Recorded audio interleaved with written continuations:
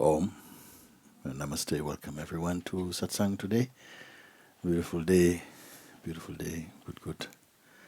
Mm. Okay. Come, please.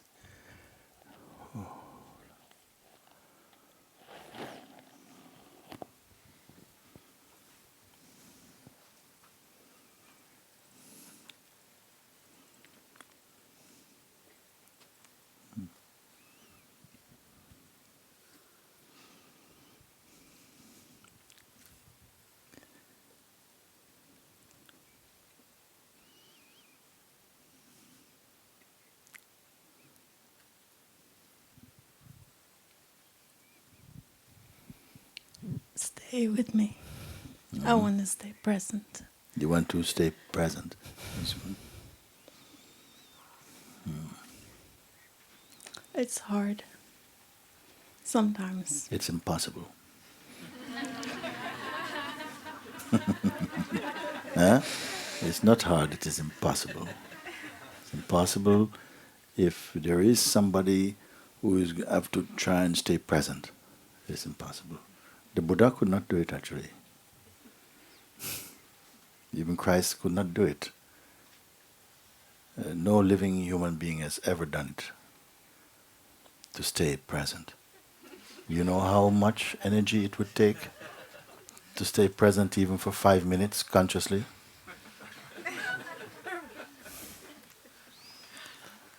So it's not what it means. You must understand your own request. What does it mean, to stay present?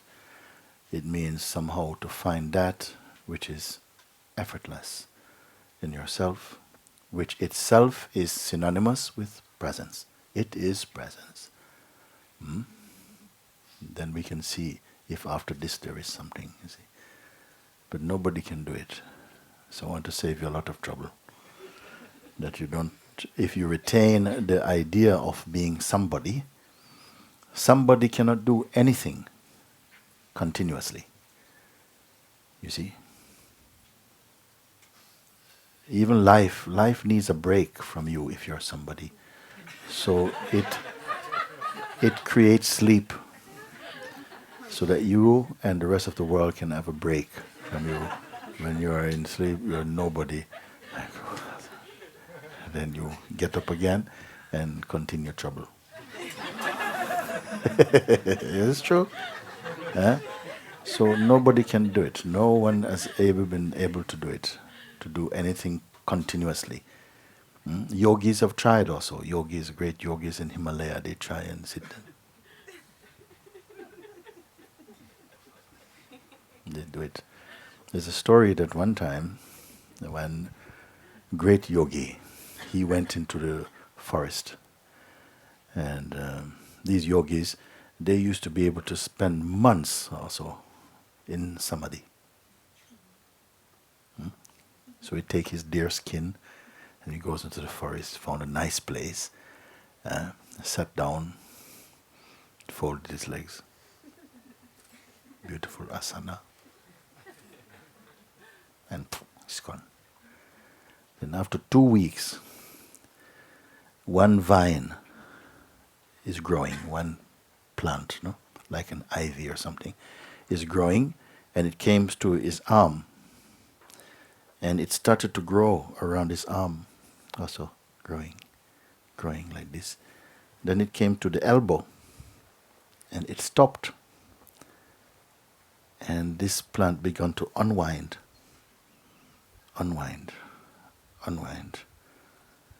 like this.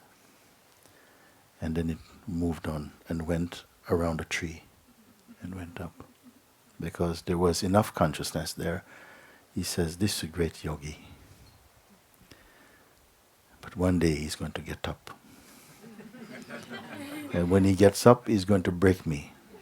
So I better go with one who will not move, whose life is longer than mine.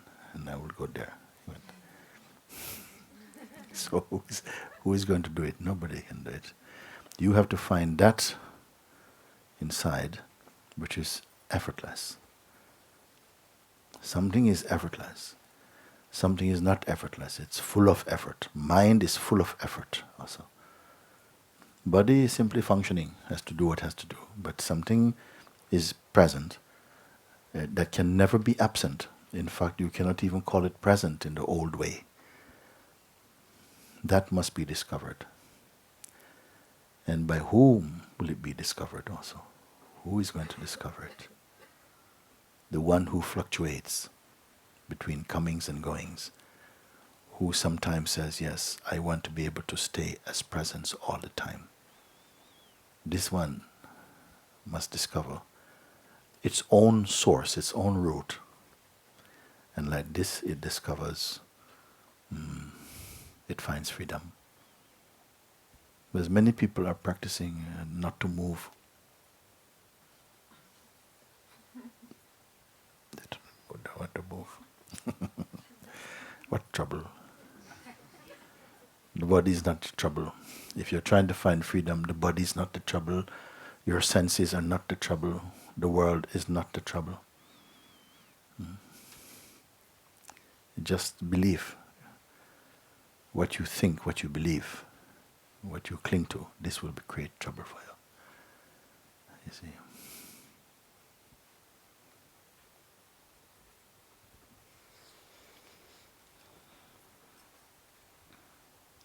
At Seymour,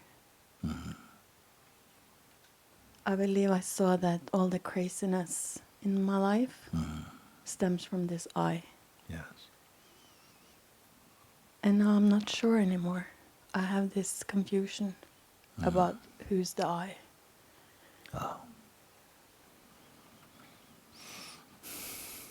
Actually, you've come to a good point. If you can solve the mystery of I, then you have solved the mystery of everything.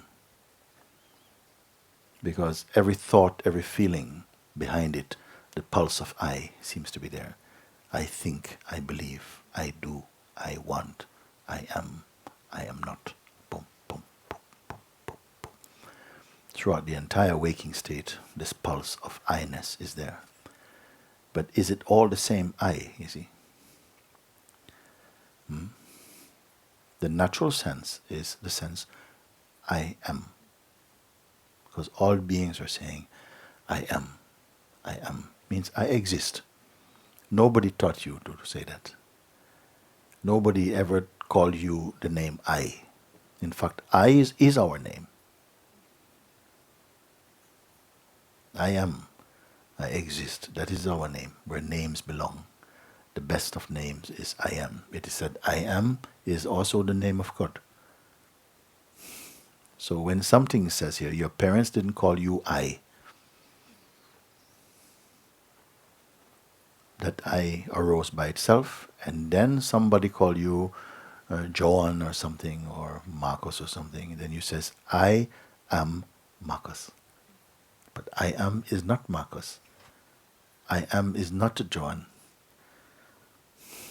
I am is I am. Am means to be, exist. Am means existence. Then I am. Who is the I that exists? So I am is natural for you. I am is natural.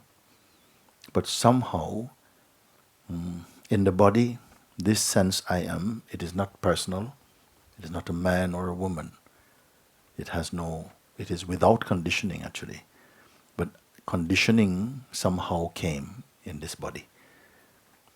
And then the I am, which is not a person, began to believe it is a person and began to function as a person. The person also says I am. You see? So this I am is the biggest mystery behind all languages, the most versatile, because God says I am. But the devil also says I am. And you say I am. And which is the true I am? You see, inside each body, the capacity, the potential to identify as the ego is there. It says I am. Or the devil also comes as I am, and some mistake is made. Then also the God sense says I am. then something also, the highest thing, which has no definition, can also say I am. And then only there it must be found out, which I am are you. Because if the sense I am fluctuates and changes position, something is aware of the change of position, watched from the same place you are. Something is aware of all the changes. Now you say, I am confused. So confusion is also perceived. But that which perceives confusion is that confused. See, this is simple things, but because it's so rare in our culture, in the human kingdom, to ask these questions, you see, then it seems, oh, they're so deep and they're so abstract and it's so far and they're spiritual. But every human being must come to find this question. I feel like that. It will be introduced somewhere by somebody, by some being, or maybe in a dream or something it will come. It is the call when the time comes for you.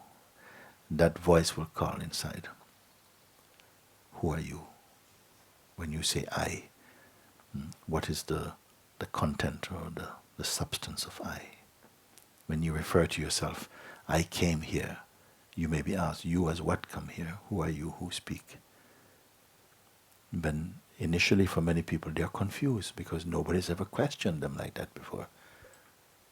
Who are you? So, my name is John. I'm from, where are you from? I am from Lisbon. Say, no. That's just a name that was given to you. That's not who you are. Lisbon is where your body traveled from. Who are you? They think, I'm lost, I'm confused. Because everywhere else it works, you see. Who are you? I'm John. Hi, John. Nice to meet you. Please come, you see. Where are you from? Oh, I'm from London. Ah, very good. I've been to London. Very good. Has anybody ever asked you, who are you?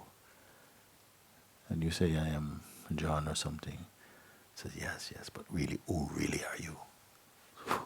Wow, how rude. What a crazy person. I told him who I am and he doesn't accept. Who is John? What is John? There are thousands of John. Which one are you? So like this, initially, most people are not questioned like that. So they're not familiar. They feel uncomfortable even if you are asked questions like that. It almost seems rude even. How could you ask me a question like this? Don't come so close. Please, back off a bit. Who are you? Who are you? You see like this. But something must be there that allow you to come into a place like this, to go beyond the facade of a person. So who is it who dwells in this body, really?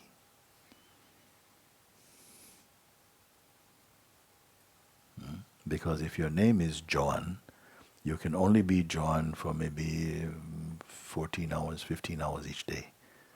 When sleep comes, what is you? Who are you? You cannot be 24 hours John or Michael or any other name. It's only your waking state name. Even I, which is more subtle than any given name, even this you cannot be for 24 hours. Relative to all other thoughts and feeling, I is permanent. I call it the sense I am is the deity of the waking state, meaning that relative to every other thought and feeling, the I am it seems to be constant in the waking state. Although this is not really true. This feels more permanent than any other thought because it watches the thoughts come and go, feelings come and go. But also it also go when deep sleep comes. Can there be a real break in your being? So we're going to see what happens. Not everything here is going to come through words. I'm going to tell you words. I'm not giving you words. All you are asked is just simply be open. You're here. Let's see what happens.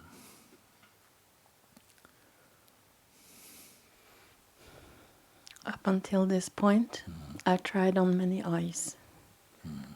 And in my life at the moment, it's like gate closed, gate Who are you closed. before I come? Before the first I come. You say, I tried on many eyes. So like the eyes must be like some kind of costume. In this life, up until now, I have tried on many eyes. So who are you before the first I come? That's easy. I am. That's the I am. Yeah. You know I am. What knows even I am?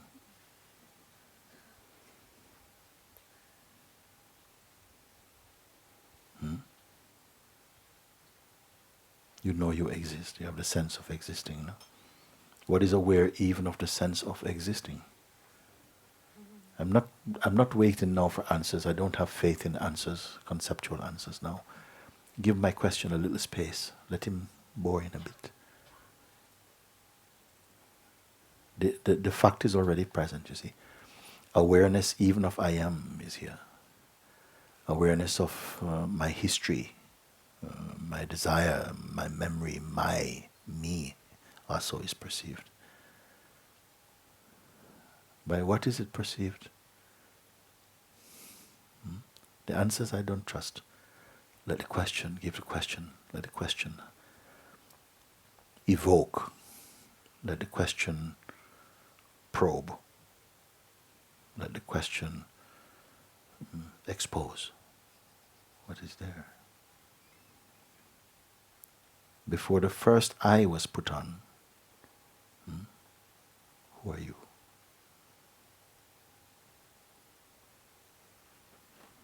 There is an I which is time, belongs to time. He talks about events. I was born in this day. I graduated this time. I was married this date, divorced this date. I became a sannyasi in this date. This I is not you. There's an I which is not time.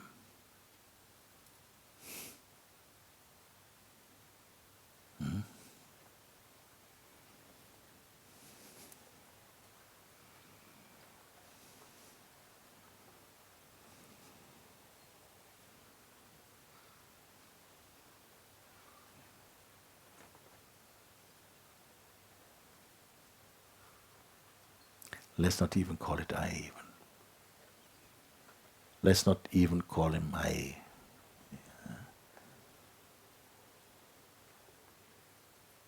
Imagination cannot find him because the very attempt to imagine is perceived in it. Who follows what I'm speaking? Okay, enough to keep going, or I can back up a little bit if you want.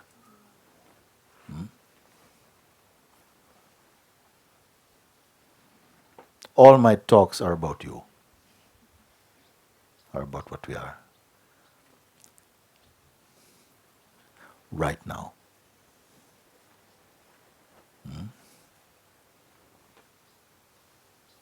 So no homework is even needed for the moment. Take what you can get now. Put nothing in the fridge. Take what you can get now.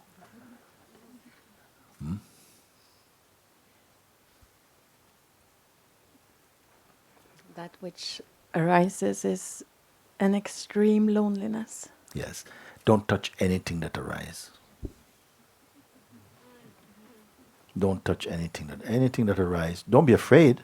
Let it arise. Like the clouds, let them arise, let them go. Nobody asks you to look after this, look after that cloud. Let them arise. Don't take any, when I say don't hang on to anything that arises, meaning that you're wasting your time with that. Let it arise. It will be perceived in your being. It is perceived in your being. And it is enough. It is adequate. You follow? It is adequate that you perceive it. You're not doing this. I don't ask you to do this. Don't be one of the three monkeys. No, I'm not asking this. It is adequate to trust that your beingness naturally knows how to deal with things. Okay? So whatever arises, let it arise. Not your business. If the thing inside feel it is enough business, let it take care of that business. So you say confusion arise. Let confusion. For whom is the confusion? For whom is the confusion? That one is also arising. Huh? Have I gone too far to speak like this? Okay, that's good. For whom is the confusion? The one for whom there is confusion is also arising with the confusion.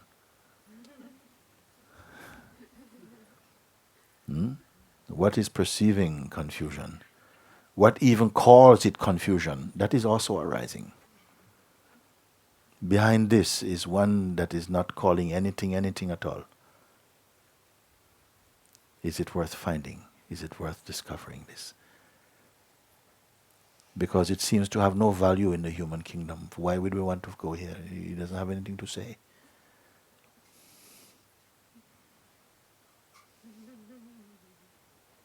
And yet, because of it, all of this appears.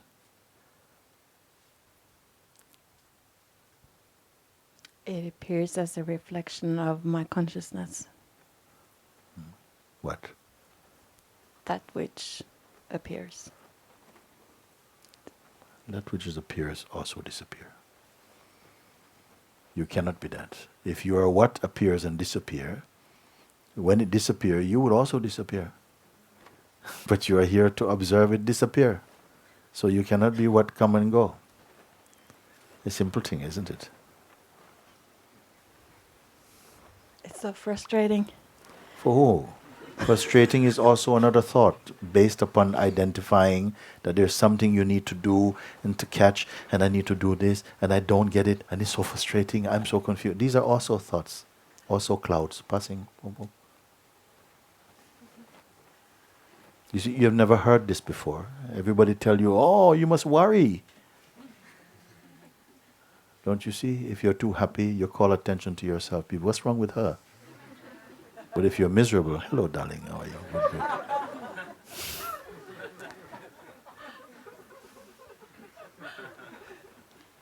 So it is almost somehow a conditioning that we took to be serious, to capture life. I am here for a purpose, I'm legitimate, look. You see? So if you smile too much, too happy, people think, in India it happens a lot in India. We notice when we are there, and sometimes we take picture, any Indian parent take a picture. Even the children, like, you must not smile, don't smile. I don't know why. And yet they're happy, but just mannerism, conditioning, behavior, you see. This might be another cloud, but I worry so much about what I create. Then you must be an unsuccessful God. You worry about what you create, isn't it? Yeah?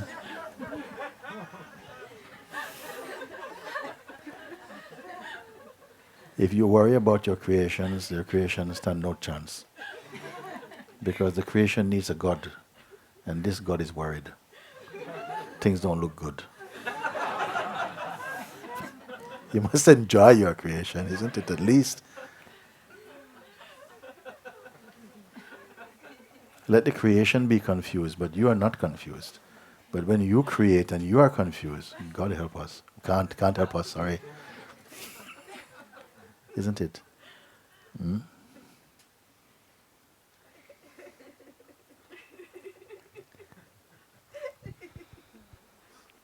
But when you let everything go, When will that be?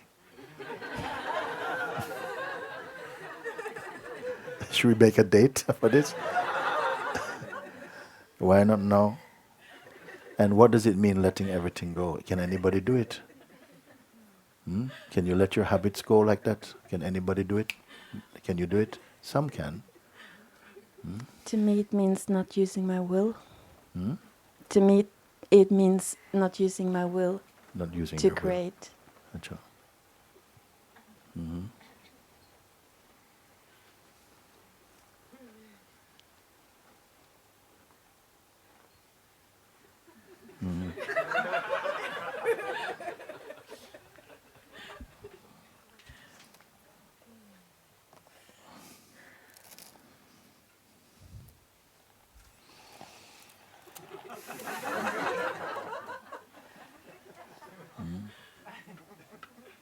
Okay, so you say if when I let things go, or if I let things go, okay, then what happened?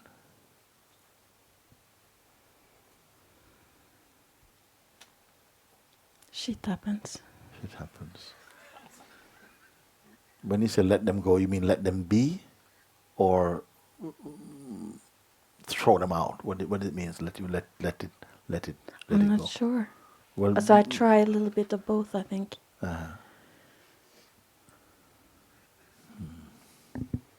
You only need to pay attention to yourself. Yeah. That which perceives all this duality playing and functioning, and is not afraid of it. It just knows it's not worth to give so much.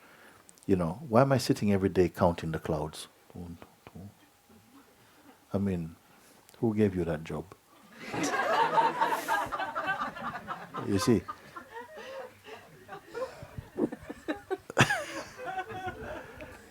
So if you cannot be troubled by something you have no interest in, isn't it?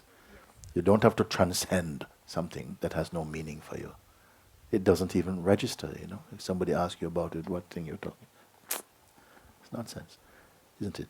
So you're only troubled by the things that engage your attention, and then somehow something pours out from you and starts to get involved in that, and that involvement sometimes creates some kind of sense of disturbance, isn't it? Then you say, if I just let go of that, then I ask you what it means to let go of it too. Just stay with the self. Right. So you know what the self is then. When you stay with the self, what happened to you?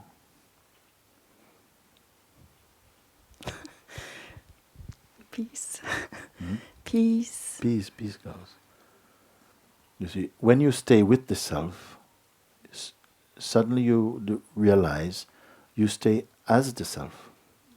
When you stay with, then it's two things. Then there's two things will be some effort. When you recognize, but there's not two things, then you remain as the self. And the self has no practice at all. It has no practice at all. What is natural does not have to practice to be what it is. It is. Something in us is totally natural, therefore totally effortless. Mind creates effort, you see. Nothing wrong with effort. Effort has its play. Effort is also an expression of consciousness. It has its play. It has its work also. But routine effort, habitual effort, always effort. It smells of something. Something is not true here. When you're in your truthful place, effort has its place. You say, oh yeah. You don't even call it effort. It's just life. You move. You don't register effort. You don't have to remember things. You don't have to have a diary of everything you do. Can anybody remember all of that stuff? And did you really do it even?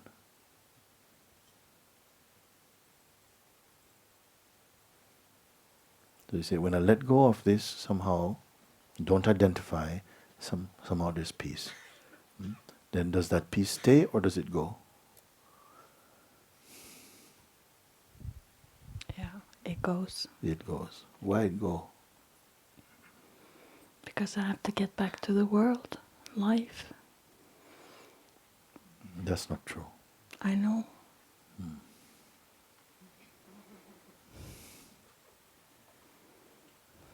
You sold it, you gave it away for some cheap thought. You exchange it for a cheap thought. Your beautiful kingdom, your beautiful fragrance. You gave it up because you have another thought that says, well, I have to deal with my life. I have to be realistic.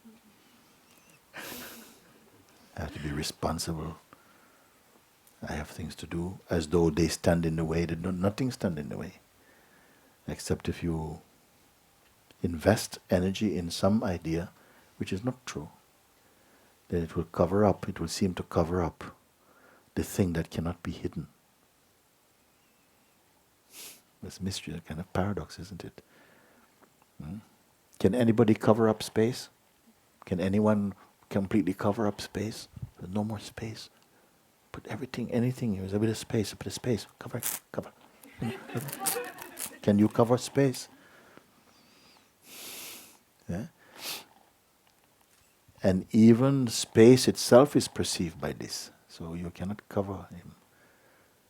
You cannot forget it or remember it. It is there. Then forgetting and remembering seem only like some sort of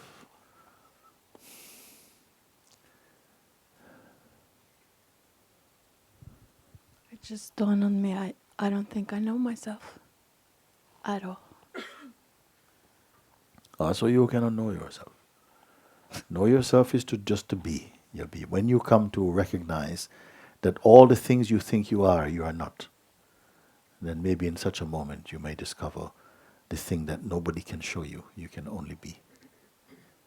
This is the paradox, and this simple thing, very few people seem to understand it, because we're looking for a self that you can recognize. It's like, oh, I found it.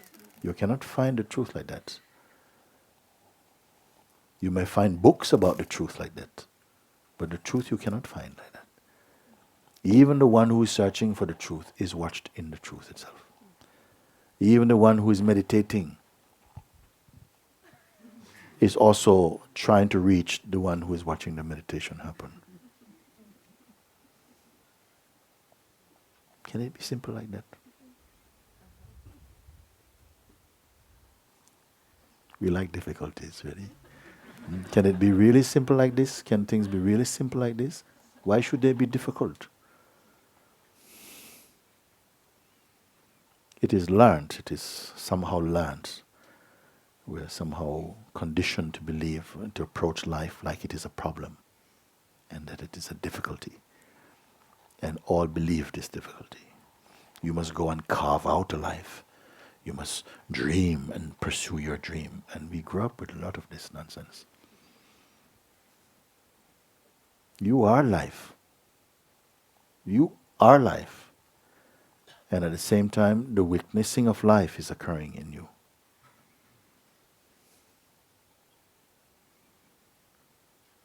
You are not an event. Normally we call events and a series of events remembered. We call it life.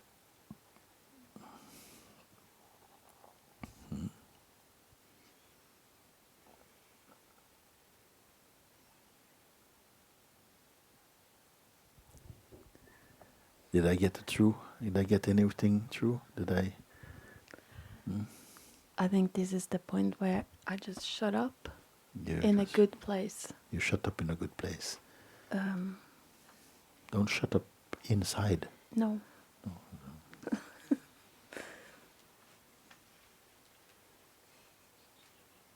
Then shutting up and shutting and opening also, you are beyond. Isn't it? Something, no, my heart is closed. Some people are saying this. I heard it a few times now. Too many times this week. My heart is closed. Really? And closed heart, open heart also, something sees both closed heart, open heart.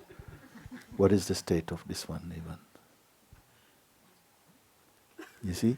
The danger, not of thoughts, but of believing thoughts and labeling yourself as thought. Then somehow you believe them into existence, and when you define yourself, you confine yourself also. Why this urge to be something, to say what you are? You don't know what you are. Why to say something? Every word seems to have some limitation. Use all the words, use any concept at all, but don't lock them. Leave some space open. Leave some space. Then you can use any concept. You don't have to tie them around your neck. Don't make malas out of any concept. You don't have to make tattoos out of any teaching. Just use them. See what they're pointing to.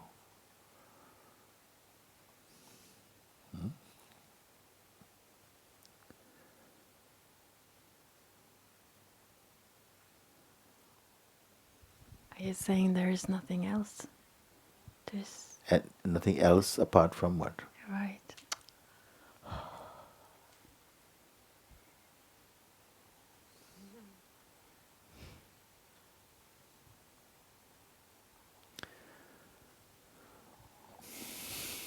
I'm not calling anyone into a colorless existence.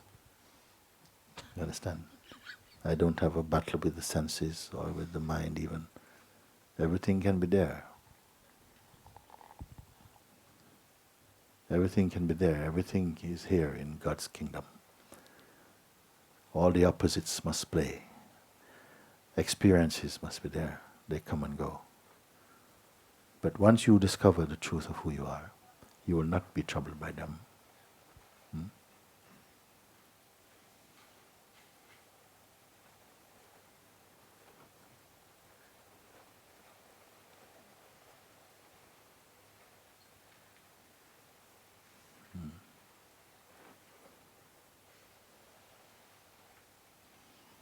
Come.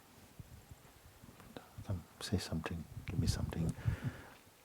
It seems so hopeless. It's so stuck. It means This- nothing at all. Nothing is stuck. You chose this particular brand. Nothing is stuck. Something is stuck because your mind is following a certain direction which is not going anywhere. You see? You believing many things about yourself is not true. So of course you feel stuck. Then you believe in this stuckness also. And then I don't like that for myself because I don't want to see you suffer this way when I know how free you are. That's the paradox. Because I know of freedom too. At the same time, No. No.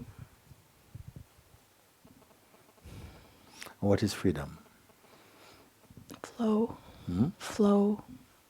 Flow, creativity. No, you limit it. Hmm. You limit it. Flow or not flow doesn't matter. Huh? Because where there is flow, there's sometimes going to be not flow. Then we say there's flow. Like somebody say to me, when the sun comes out, I come alive. You see? And they live in England, So we have many people in England watching. I said, but what you going to do? Because we don't get that much sun. So there's a limitation, you see. And then they were sensible enough to say, actually. So give up this thought, you don't need it. It's not supporting, not helping you. You see? So don't hold on to any thought, however nice it may seem, if it's only, it's flow, when my life is flowing. Then, yes, I'm free. No, if something is not flowing, it doesn't matter. It doesn't affect my freedom. I am, what is flowing, whether something is flowing or not flowing, I am the witness of that. I determine whether this flow is significant or not significant. When I'm being creative, suppose you got diarrhea, you feel creative, then you're not creative, no? Then you're not yourself also. So don't put any limitation on the self. So it doesn't matter what is playing in the dynamic expression. It doesn't affect what I am. You see, we are presently believing whatever happens in my mind affects who I am. It's not true.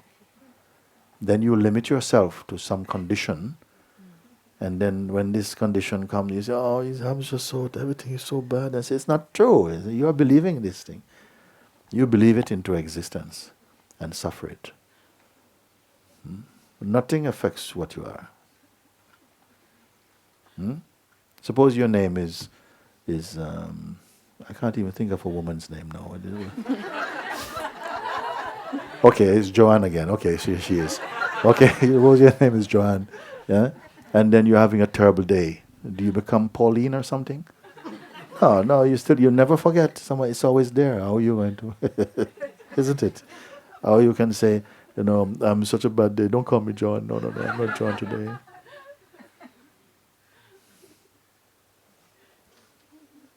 So terrible. Cleopatra, call me Cleopatra. What is it?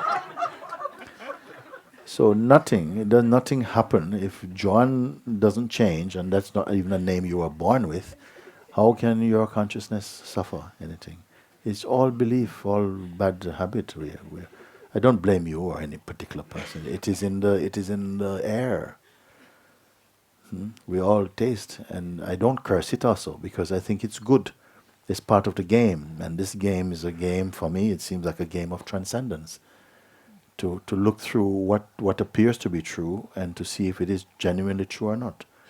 And there's a joy in that. There's a greatness in that because every being enjoys evolving and growing and discovering more and growing into wisdom in as much as you are able to, isn't it? That's what I do. I go there to be that. Yeah. You go where to be that? Yeah. Oh, no, say it. No, but that's what I do. I go to meditate. I go to improvement. I go to Yes. do that. Yeah. Everything has its place.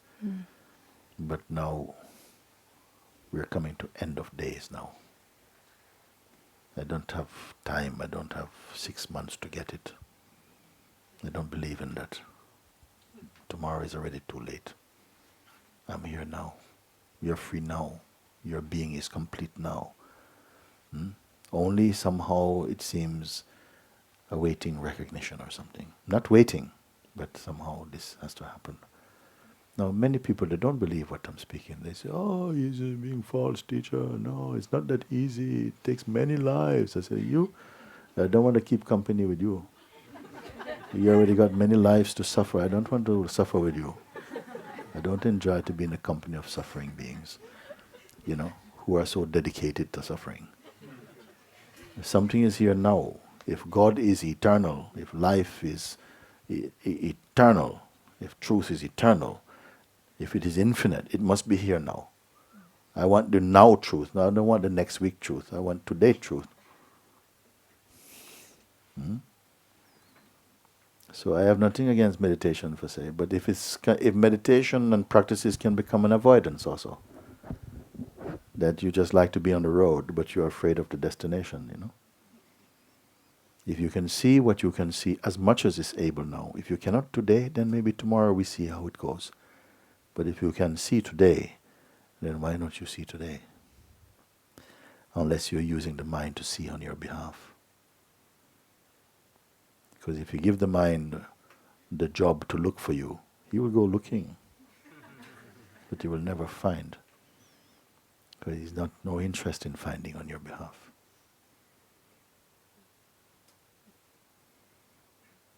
He wants you to function on half. And that's even generous.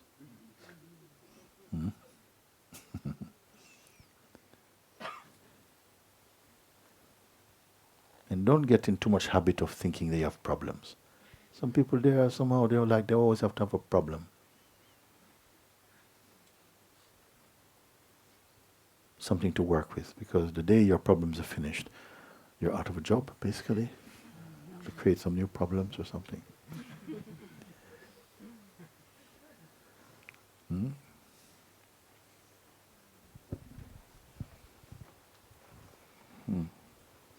I heard you say this so many times to others, but it's like I'm waiting for something to happen inside. Yeah. And when you speak, I understand it's just all that there is. Waiting for something to happen is also another avoidance. The self is not an event, isn't it? It's not something happened and God. It's not an event, But the mind wants it to be an event, like everything else. It wants, some special effects. It wants something. But if something is already here, it doesn't have to explode. It doesn't have to abracadabra. It doesn't have none of that. You see? But you're onto it because you say, I'm waiting for something to happen. Not really. Your mind is waiting for something to happen, and you've given your mind too much authority and space. Like what the mind says, then I am right behind it.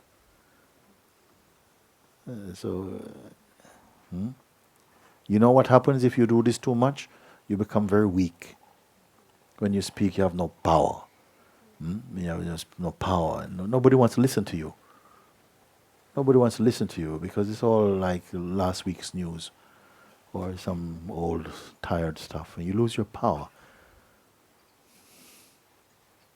And you start to feel, well, I have no friends. Well, no wonder. I mean, I listen to the same old stuff, the whole series of your problems.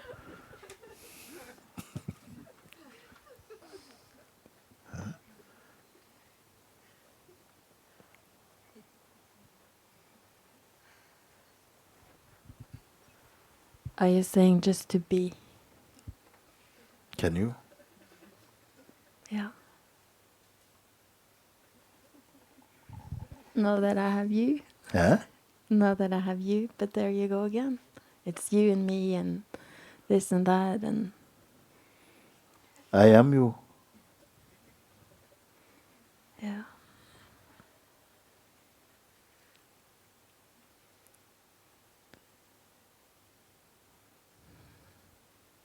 That's what he said from this point. What is he said from that point?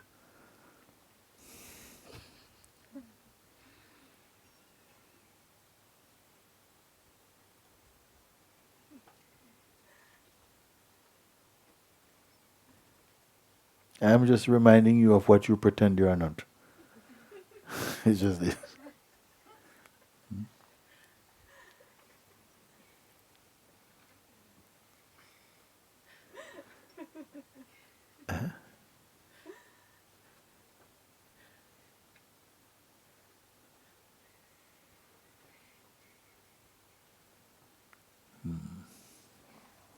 It's all too easy, actually. It's this trouble. Maybe it's all too easy. It's too easy. Too easy. And then the mind says, he's making fun. He's not serious about it.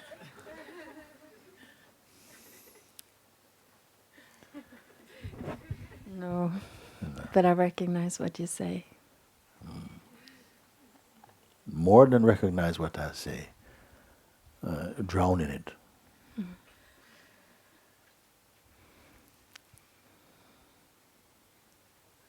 Right now is good.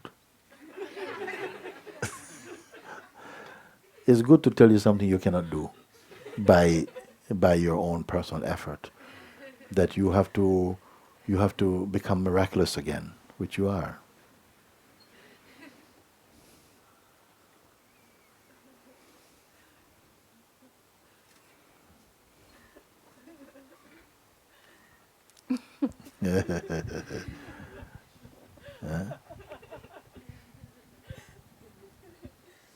Are you more confused?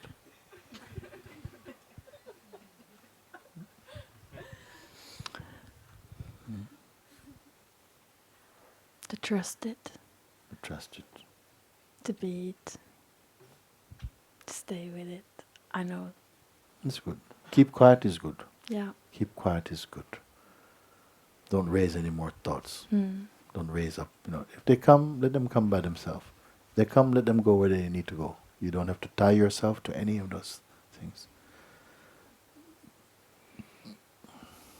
Thank you. Because thoughts will come, they will come.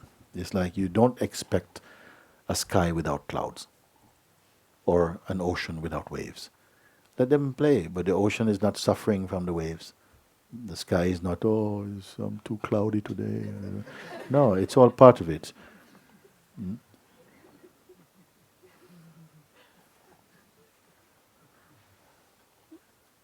I hope you really understand what I'm saying, because although it can seem like it's light and fun, it is light and fun actually. It can be very serious also. The point is that I can only point you to that,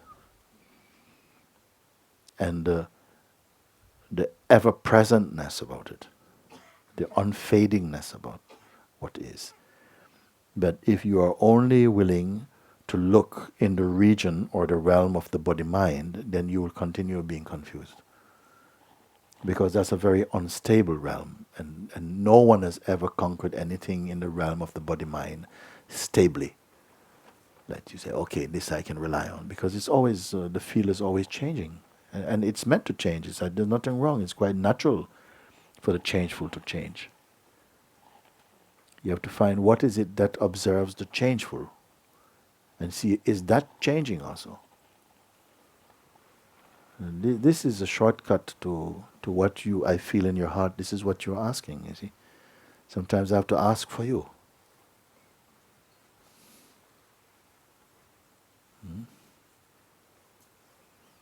Okay. Thank you. Thank you.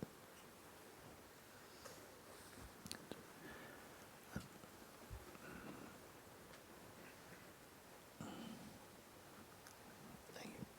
Yes. You come.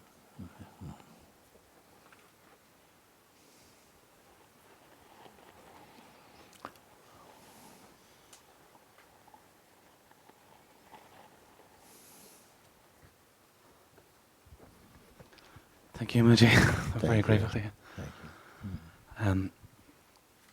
I want to be free. Mm-hmm. I want to be free of my all of my games and not being myself, my falseness. If you understood in somehow that all this falseness and not being yourself is all to do with how the mind play with you, who are the consciousness, you know, the power from where the play of mind in all its cunningness is perceived from the standpoint of the consciousness, no?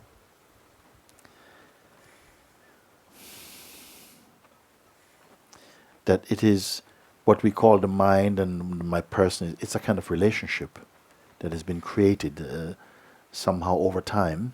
We create a sense of identity with being a certain way and certain outlooks and so on. And then now you're in a place where you're beginning to observe this, how this plays out, and feels that, but it's not pleasant. There's a strong sense of inhibition. There's this inhibition creates a tightness which feels quite unfree. Or so. Then after a while, it becomes, for some people, unbearable. I don't want to be in this life anymore. Everything I do is a lie. There's always a big fake. And just, when I see people, I become something else, some stranger. And now even when I'm on my own, I can't even be myself. Really? But something in all of that is like you're being squeezed somehow to let go of all the shapes which are not true, and maybe to come back to shapelessness. So perhaps it is the beginning of spirituality, of self-discovery, to feel some sense of dissatisfaction with the way that this self-portrait is not working. Is not working. But are you a portrait? You see, even the best self-portrait is still not you. If you're painted by a Rembrandt or Michelangelo, it's still not you. People say, "Oh, it's so wonderful, so wonderful." It's not you. Even if you paint it yourself, it's still not you. Even you write the most accurate autobiography, you take it and throw it in the fire. Nothing happened to you.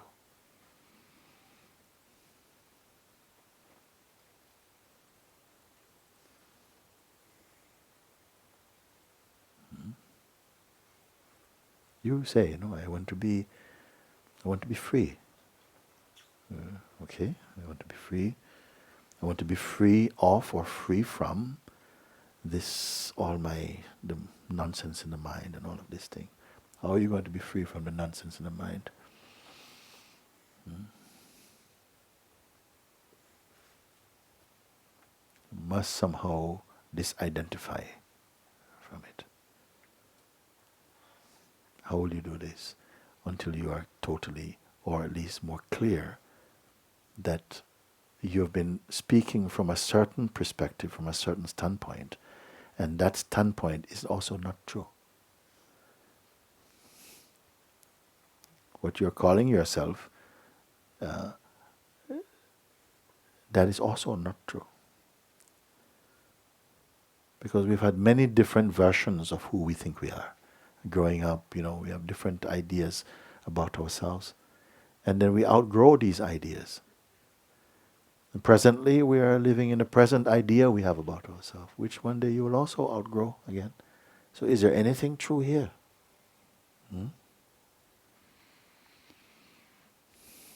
Is there anything that is constant here? This I feel we can find today. We don't have to create. It's not a creative game. Self-discovery is not a creative process. It's about recognition, not create. Imagination is not going to help you. Visualization is not going to help you. It will take you again to some other kind of strangeness. It does not need help.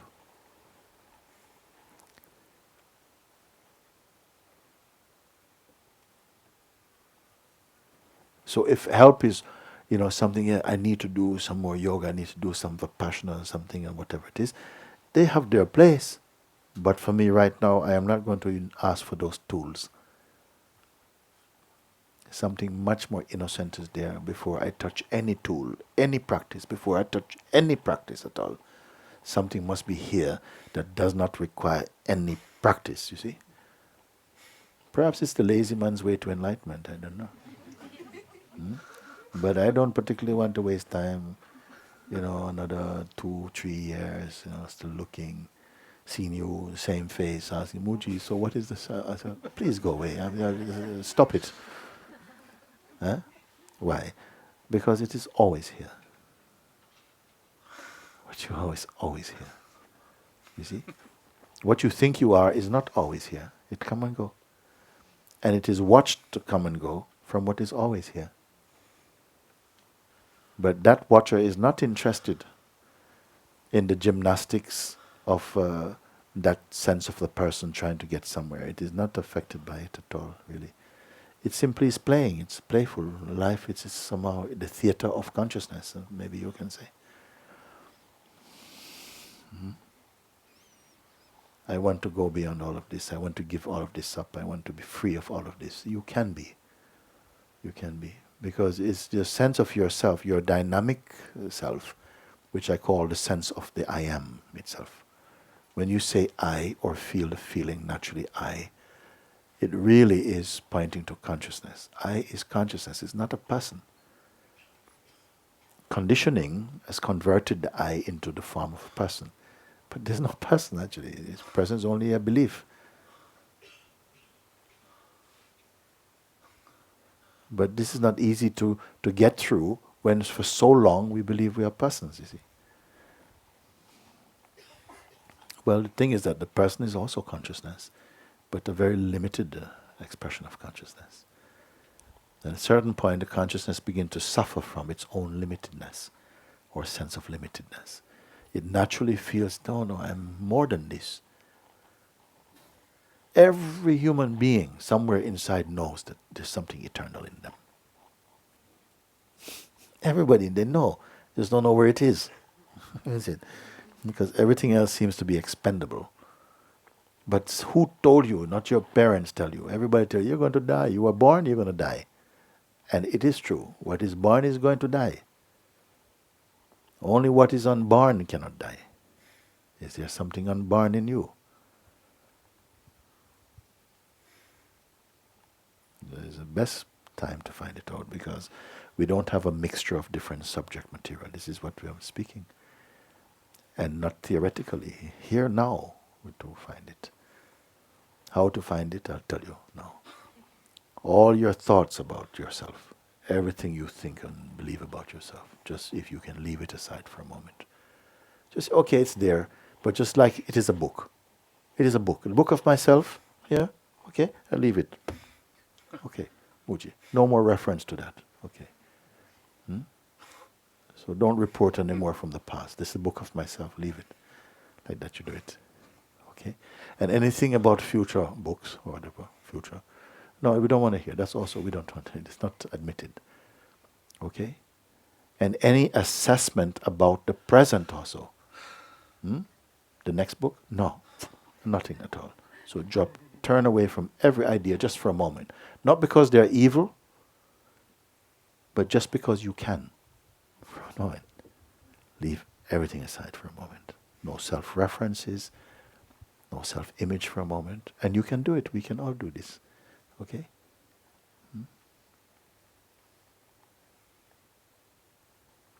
And then something says, and now what? Leave that also. And you don't need to concentrate. Concentration also, no, it's too much work. Leave him also. Don't concentrate. What remains that is not created by you?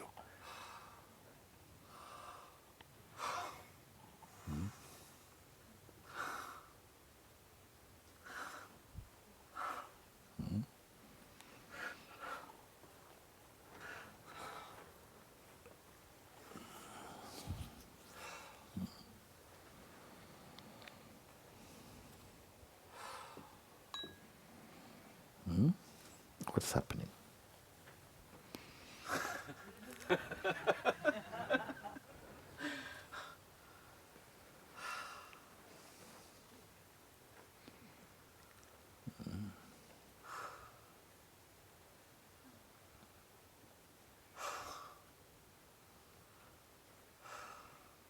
Don't make anything up. Don't try to be interesting or uninteresting. Don't make anything up at all. Leave everything aside. Don't combine yourself with any thought, any concept, any intention for one moment. Give yourself a break.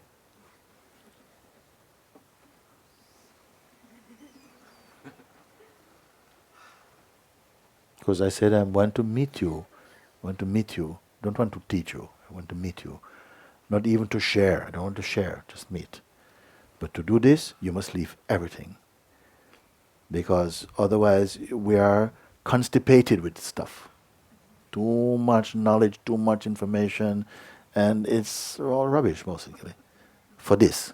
Maybe useful out there for something, but right now for this, no, just leave everything.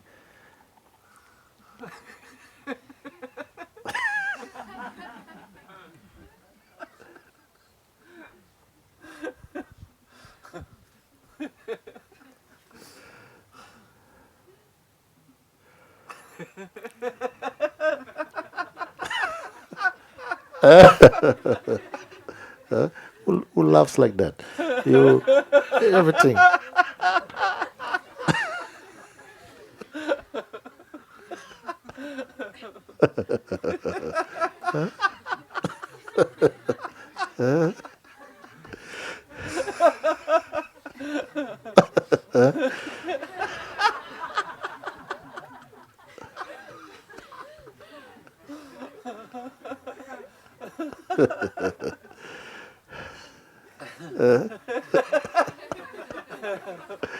Any trouble? No. No.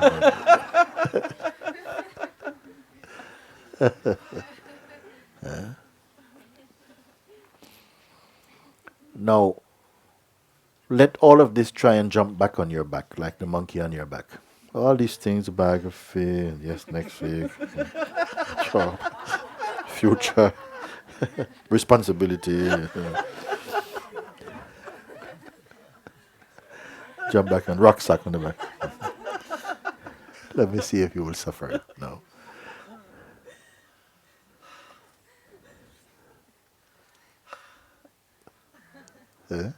I'm trying. I'm trying. Try a bit harder.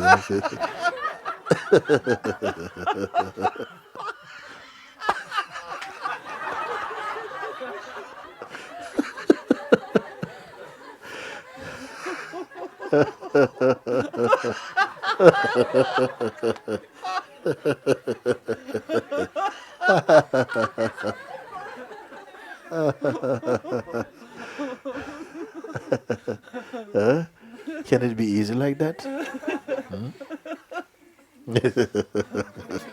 Huh?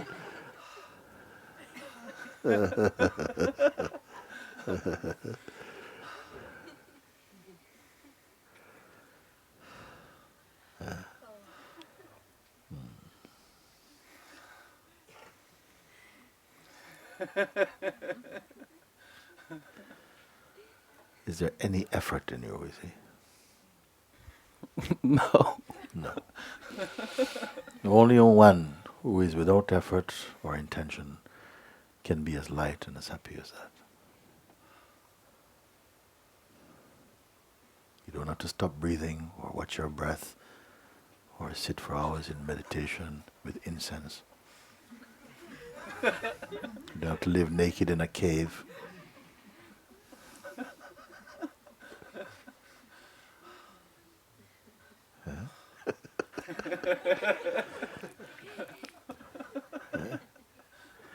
But mind, he wants to come back. Mind is going, huh. Okay. I'll wait for you outside, okay?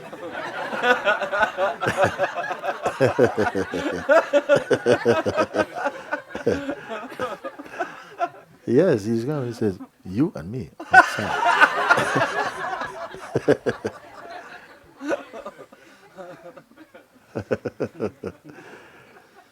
Yeah. Just like that. Just like that. And if the mind comes back, it doesn't matter. Come back, you watch his drum, and then from you're laughing again. You almost got me. You almost got me again. For so many lifetimes, you got me. But now I got you. Now I want to you.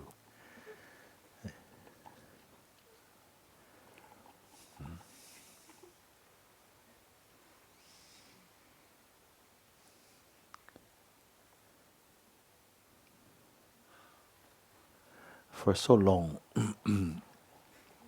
the realization of the self has played in the human psyche like it is a myth. Like it's a myth, you know. It's just a lovely thing we've heard of Siddhartha Buddha and so on, you know. If you want to find out how many astronauts you know, people, they can count them. How many heart surgeons, how many athletes, poets, actors, philosophers, liberated beings, Buddha, Jesus, 2,000 years ago, 2,500 years ago, Ramana Maharshi, yes, about 60 years ago, yes, maybe Papaji, yes, yeah. But, that's recent. Of 8 billion human beings, we struggle. And yet, what I am talking about is what you can never not be. What a paradox. How strange. That conditioning, believed in, can create such suffering, such delusion. No?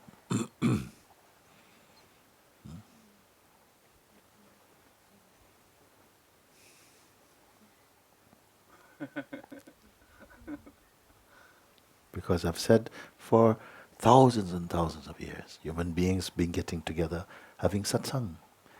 In the hills, in the caves, by the rivers, in the cities, trying to figure out what is it all about, how we came here, what are we doing here really.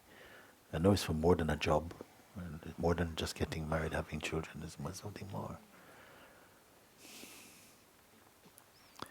And it seems time has washed those lives away. Now it's our turn now.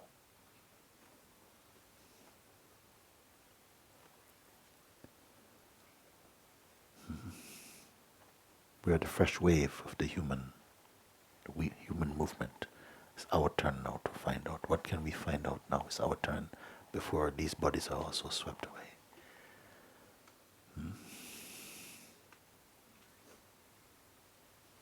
Are we here to discover more myths?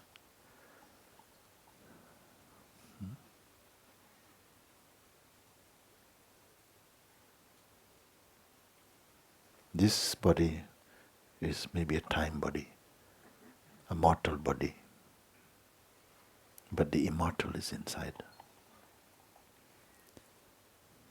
And it has to find in this human uniform to make use of the life, to rediscover its original being.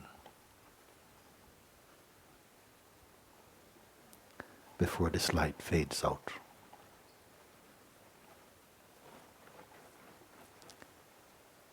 So while the body is warm, use your time. It's the most beautiful thing. Because what you discover now, it will serve this life also.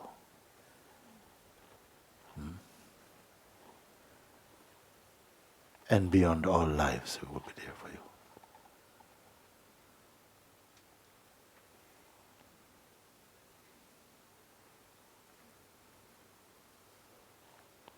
Let's not live a life drugged up by our mind.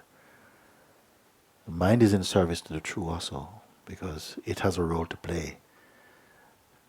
Whenever you become something other than yourself, it will bite you. And this bite is good. It is needed. Because the mind, the psychological mind, cannot attack what you truly are. It can only attack the idea you have of who you are. And an idea of you is not you. So use this bite to come home.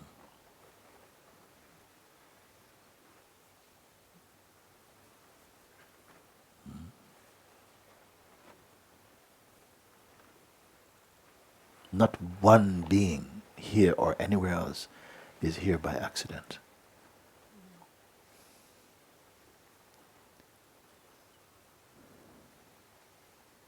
In every form, the Supreme is there. And it is the light of this world. In this life, you can move out, move aside, open the door of yourself to let the light of truth through. Open the door of yourself for God to walk through.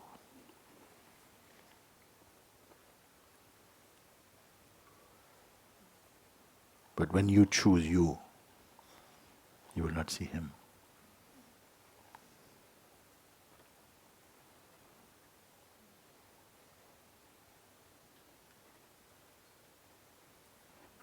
When you choose Him, you and He are one.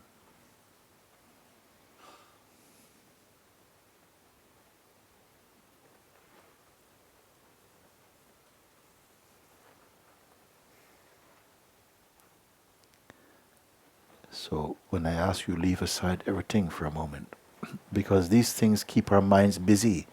There's a power inside us that seems to function to keep our attention only upon our physical existence, upon material things and mundane concerns. No? So that our time is preoccupied with perishable things.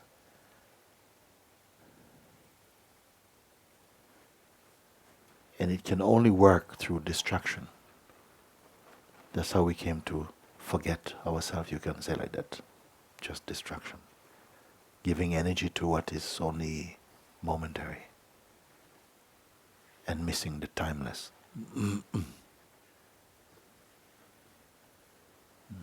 Use time to discover your timelessness.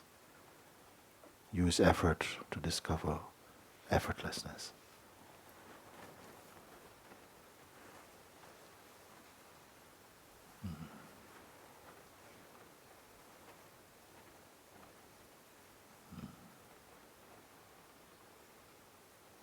It's not just your mind that brought you here. Your beingness came here. Your beingness came here. To be reminded of what you imagine you have become separate from. But you can never be separate from the truth. You can only dream. Dream that. Become deluded by dream, by Maya.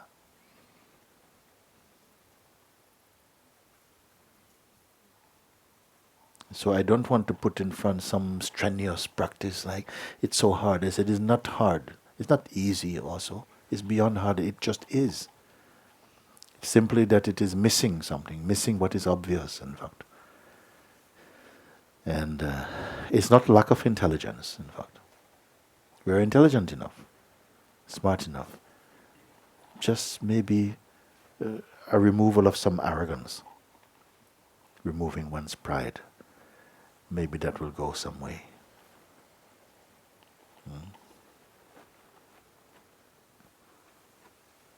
Surrendering one's inflated autonomy. Because even in Advaita, you must surrender.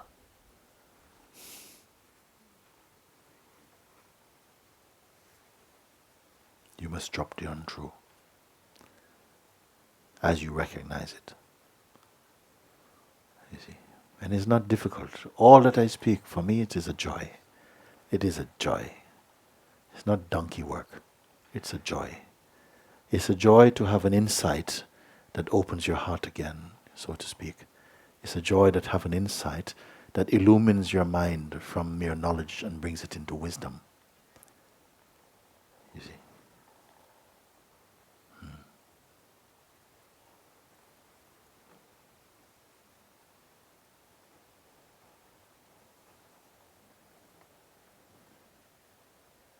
So I don't want to present something like some strenuous practice, another 6 months, a year. I said, no, there is something obvious.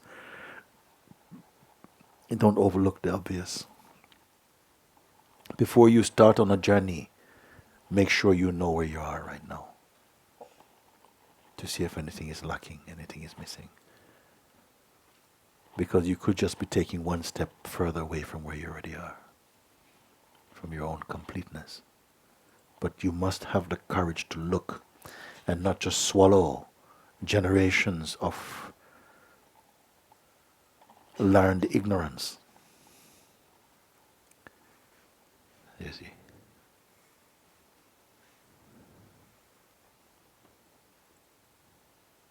So it is a joy to be set free from what is not true and seeing it for yourself, not just believing, not just believing, but actually understanding and confirming within your own being, because this power you have it. And this true knowledge does not develop arrogance nor pride. These are not needed. There's no need to be special.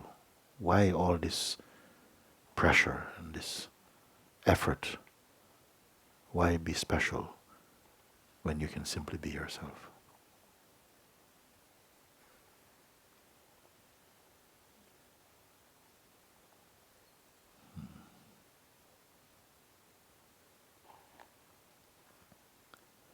The mind will often tell you how hard things are and how well you're not doing, and how you missed your chance, and how you're just not worthy enough. You didn't come from a spiritual family. It said many things over many generations. In some parts of the world, it told you if you're born a woman, tough, you cannot be liberated. And people believe these things. And suffered them.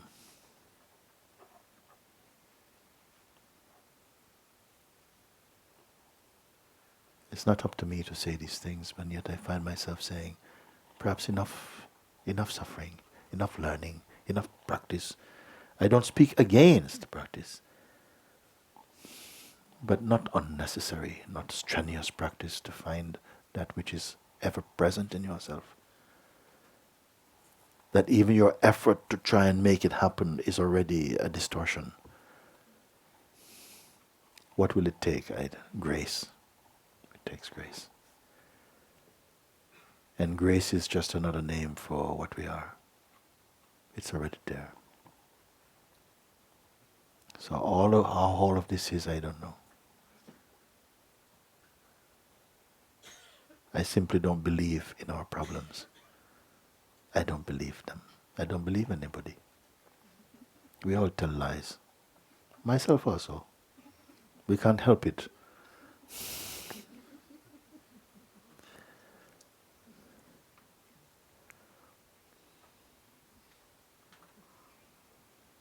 But if I tell lies, it comes from the truth. Huh? You heard I told you one story I gave, one thing. A certain businessman, no? He was very, very much dedicated to his business, but also had a strong attraction for satsang. But by the time he comes home to satsang each day, he was already too tired from all the business involvement in the day, and would sleep for most of satsang. The master noticed this thing and saw that he needed to somehow wake up in another way. He had to wake up. So one day he himself went to the master and says, Master, Guruji, I try to get your words. I feel them in my heart. I try to get them inside my heart, really. But somehow I feel like I'm just too busy, and can you give me some shortcut or help me to understand? I just don't seem to get it. So the master said, show me your hand. Pardon? Show me your hand. So he said, my hand. The master looked in the hand.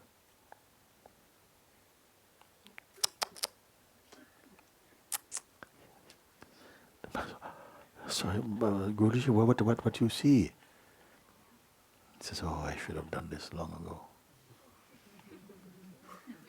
Your lifeline is running out. I'm sorry about this. You've got only 10 days to live, and just forget about satsang. It's no use for you. Sorry, sorry. What? So, this man, he was so terrified by what he heard. He went home, he could not forget anything at all, And his wife said, darling, come and eat. Eat? I don't have time to eat. I'm going to die in 10 days. So he went in his room and he started to sit and think, oh my God, I'm going to die in 10 days. What can I do? What can I do? What can I do? The next day he didn't show up at the office. So they called and said, sir, we are waiting for you. The board is gathered together and they're waiting for your instructions. Are you not well? The board? I am bored with the board. I cannot come today. Find someone to take care. I've only got 9 days to live. Pardon? I can't. Sorry, can't talk to you. I've got to wasting time. Bye. Sit down. It's 9 days to live. Like this, no? Then the next day or so, now his friends call. George, are you coming for golf? We're going to golf course. Golf? I don't have time to play with you guys. I've spent too much of my life monkeying around with you a lot. You go on, play your golf. You have a good nice day. Have a nice day. Bye. I've only got 8 days to live. And he's there, and then he start to meditate. And 8 days. Oh my God. Master say, I'm timeless. 8 days. Meditating. A few days later, they come. The children are having the end of term. Now they're having a play, and all the children, 2 children are going there to the play, and they both got parts in this play as rabbits. They're dressed up very nicely, and the wife said, "Darling, this evening, don't forget, we have to go to the children. You have to support them and everything. You're taking the video on." What is all this foolishness? I've got 5 days to live. Please, get to my brother to go and do this. I cannot go. Daddy, please come. No, you go. I have got to figure this out. I'm going to go 5 days. Days are counting down like that. He's going. You see. Then it was his parents' anniversary. And they said, oh yes, what time are you coming? I'm not coming. In fact, I'm leaving the planet. What's wrong with you? I've got 3 days to live. What are you talking? Leave me alone. 3 days became 2 days. 2 days become 1 day. Then final day. Guruji shows up at the house. The wife answered, Guruji. I have not heard from him since yesterday. Okay, let me go. Come. Knocked on the door. George? Open the door. He sees George sitting there, shining. Guruji, you played good trick on me. You played good trick on me. I was terrified for so many days. And this terror drove my mind deep inside my heart. I had to solve this mystery about my life. I didn't want to live this life like this, Swamiji. Then I realized, this morning, I cannot die. You tricked me. I cannot die. So I'm ready now. Take this body. I don't mind. Take the body. Then Swamiji said, oh, I had to do this. I had to do this. Because I saw you were too busy with other things. Time-bound things. I had to tell you this. You see, and I have second news. Your body is not going to die today. Just your ignorance had to die. Your ignorance had to die. Then he goes, oh, I don't mind if it goes or not, Swamiji. I'm so happy. Thank you, like this. So sometimes the truth has to lie. For love's sake.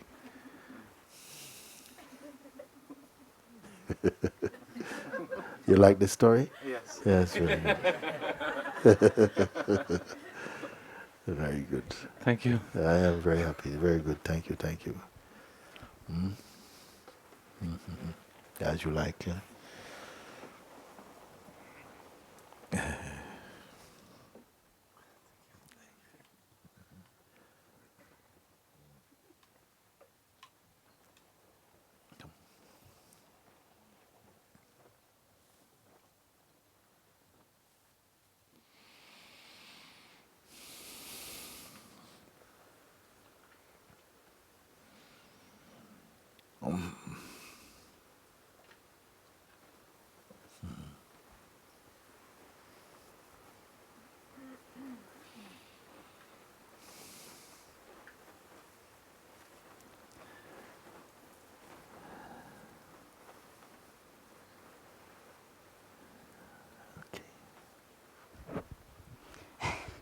I was hoping you didn't see my hand. You put it up, no? I put it up, but I was hoping you didn't choose me. Yes. I know what you speak, though. We know it, no? We know it. First of all, thank you. Thank you so much.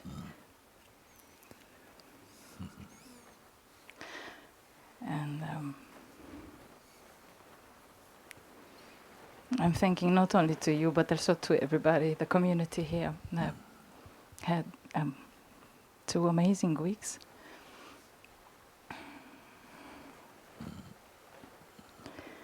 And an amazing hug one day that really opened something for me. But I raised my hand because I was touched when you spoke about pride. And this is what I'd like to come to expose. I'd like to look into this pride of being a seeker of all these years that I worked with myself and I did so many things, and I could see it here in these 2 weeks coming, in the kitchen, things to do. I know how to do this. I've lived in a community like this before. So it came up. And I realized this is also the thing that prevents me from actually just letting go of everything and just surrendering. I keep you at a distance.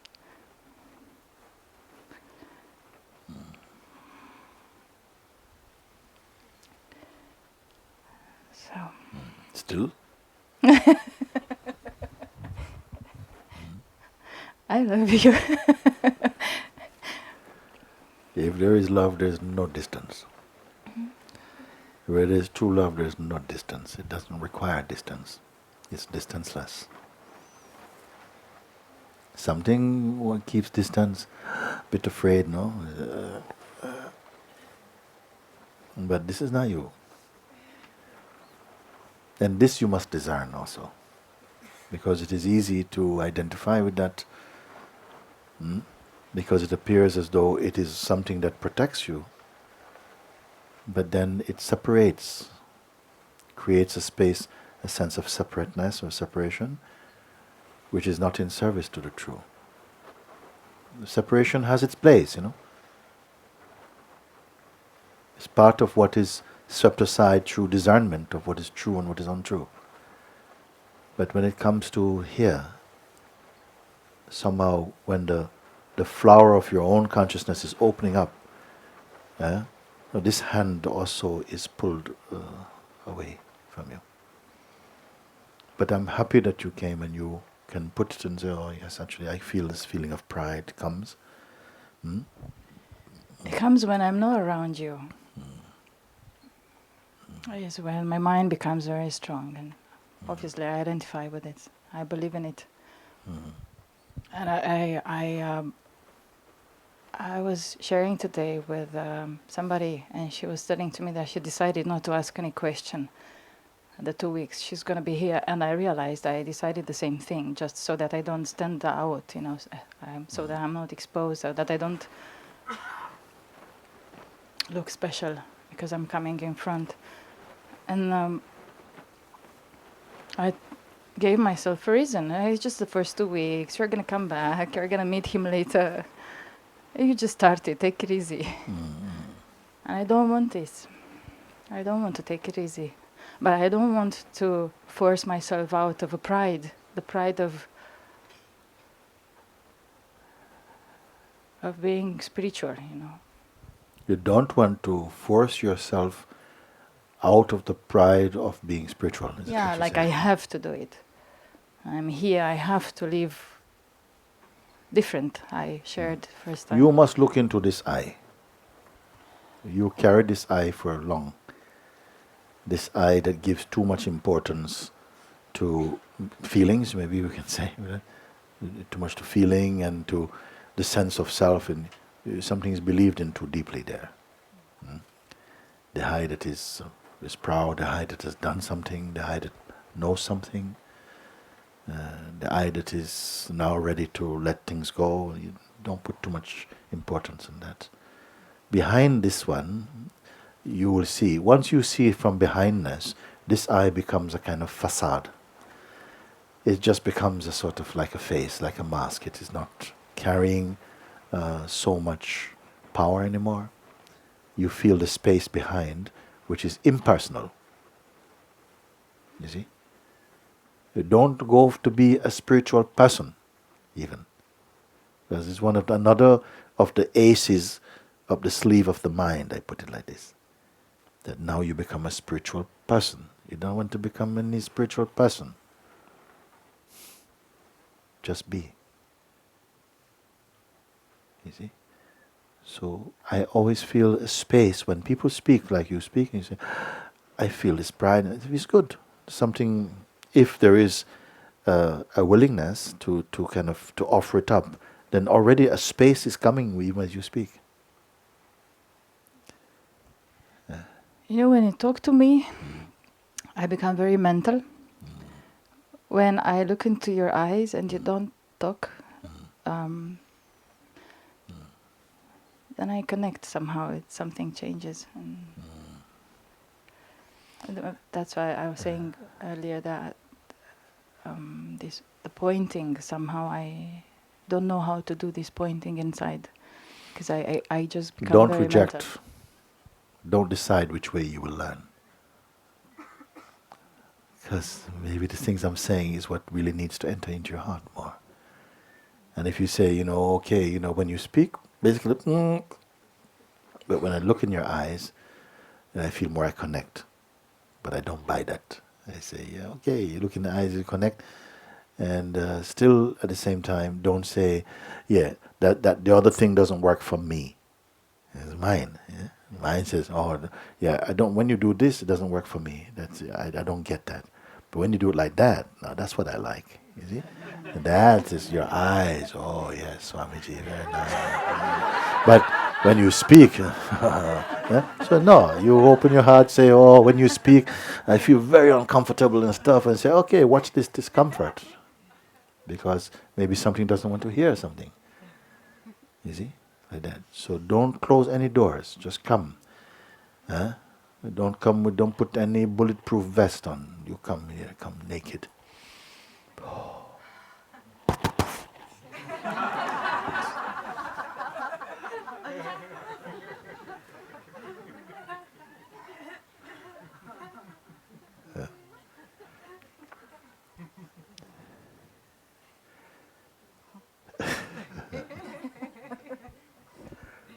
Yes.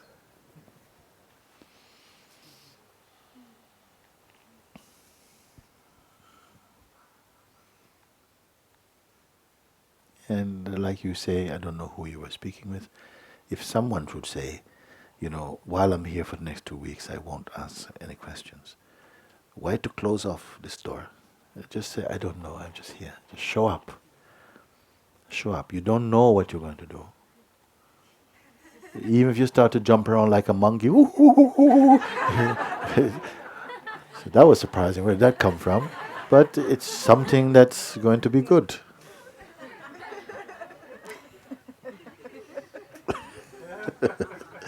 We're afraid of that, you see. We're afraid of acting out of character.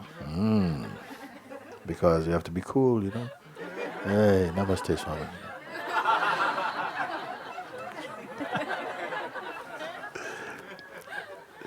You don't want to lose it and start going around. You don't want to. We don't require that. And I have not seen anybody do that so far. You have seen it? No, we haven't yet.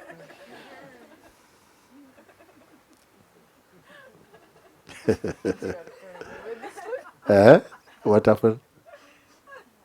Speak. Can I say this in the mic? I would say that you're killing me with a smile.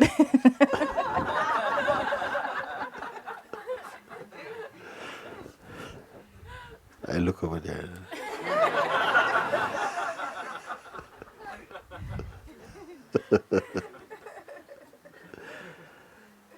Very good.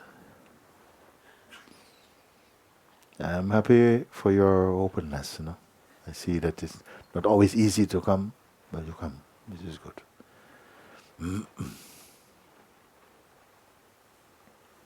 Don't keep anything back. Don't salvage anything. Don't protect yourself. Or protect what seems to be yourself.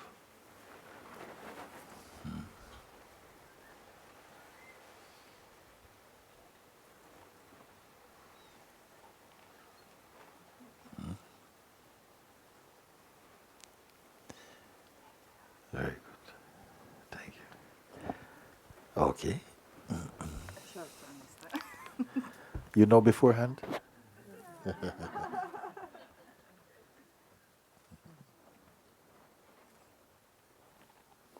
Thank you.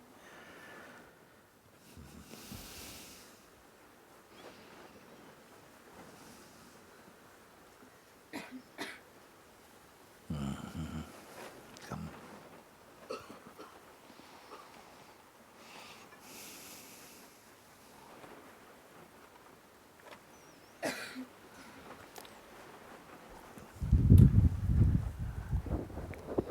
Very, very, very happy to be here. Good. Thank you so much. Thanks to you. Thank you. I love you very much. Same. And thank you so much for your teachings. I also was expected not to be called. Not to what? Be called here. Call, not. Yeah. I'm. In a way, I feel different than she was explaining. Yeah. For many years, I recognized to diminish myself for some reason, not to be able to recognize the self. Yeah. So again, say what happened. For many years, you diminish yourself. You say. Yeah. Okay. Not You to. you close down. You mean like this? Yeah. Acha. Okay. In order Uh, not to. Because. it's not. It just happened. I didn't Acha. want to be up and open Okay. and Yeah, yeah. recognize the light. Yes. Yes. But at the same time, I know that I'm that. Yes. And these two things are in play now. Mm-hmm. On one hand, I diminish the possibility to be that. Mm-hmm. And I know that I am that. Yes. Yes.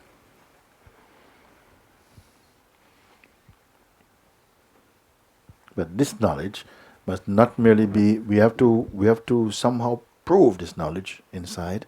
That is not merely a kind of intellectual knowledge. No. Just let me say. Sometimes we will know. You see, I know what I am. I know I am not this thing. I know I am the true. But maybe you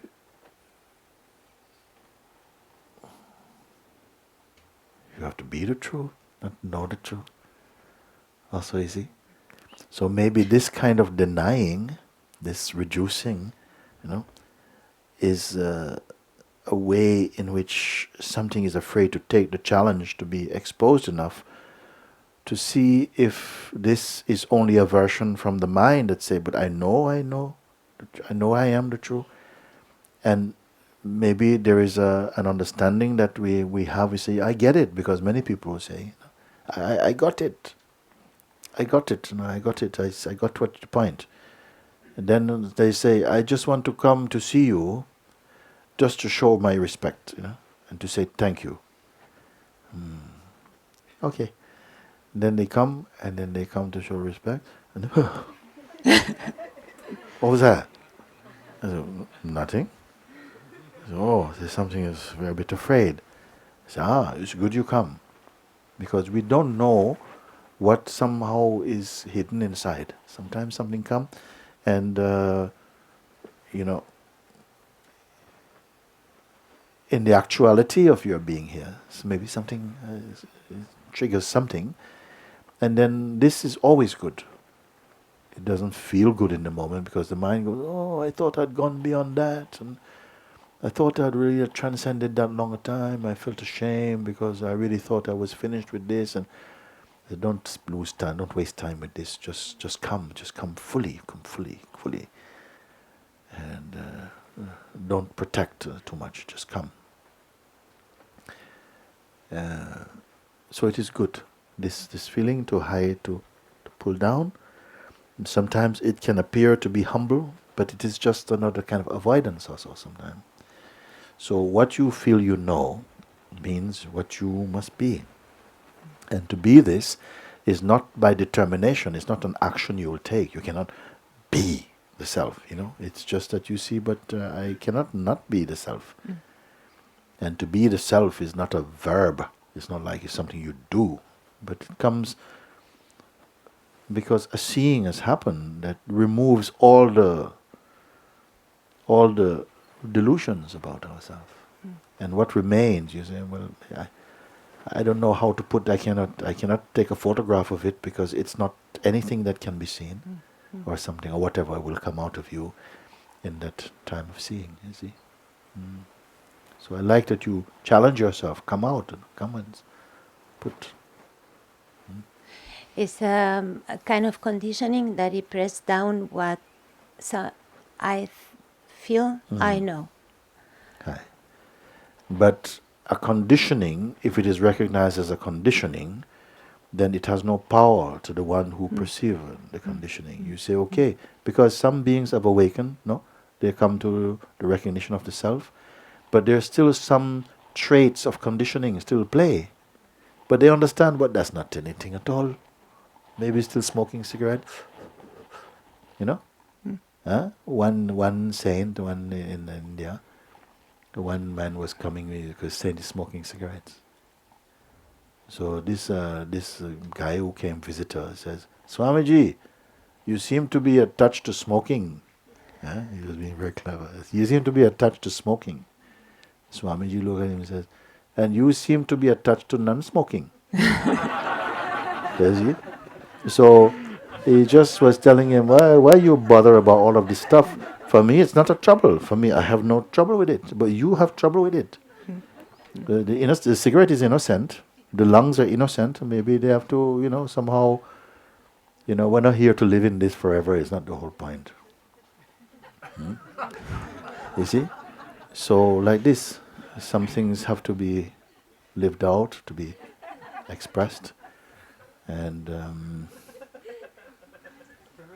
so it is good that you come out, and this conditioning is there, to hide yourself and so on. And many of us know it also, because we grow up in certain kind of cultures that you put yourself back a bit and so on.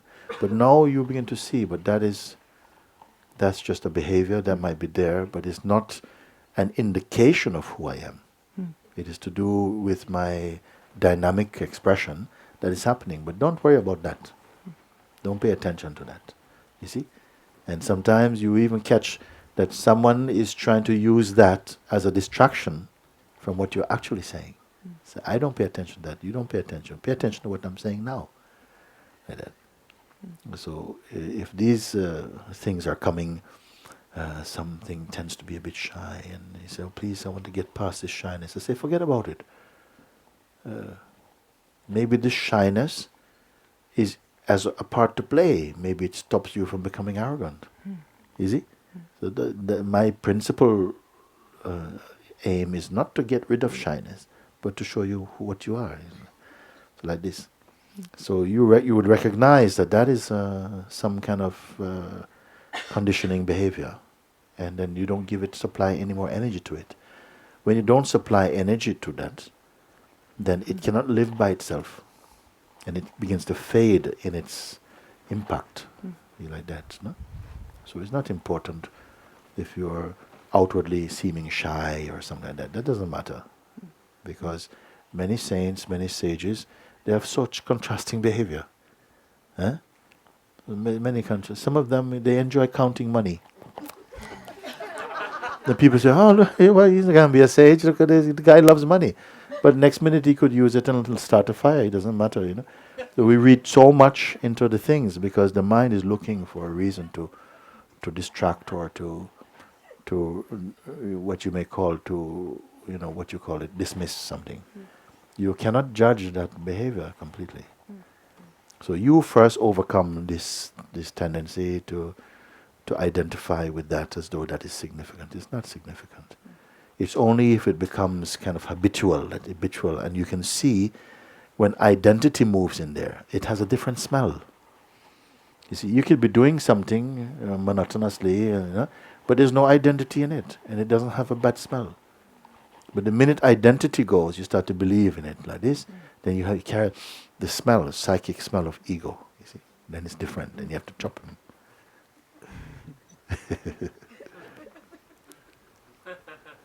Yeah. So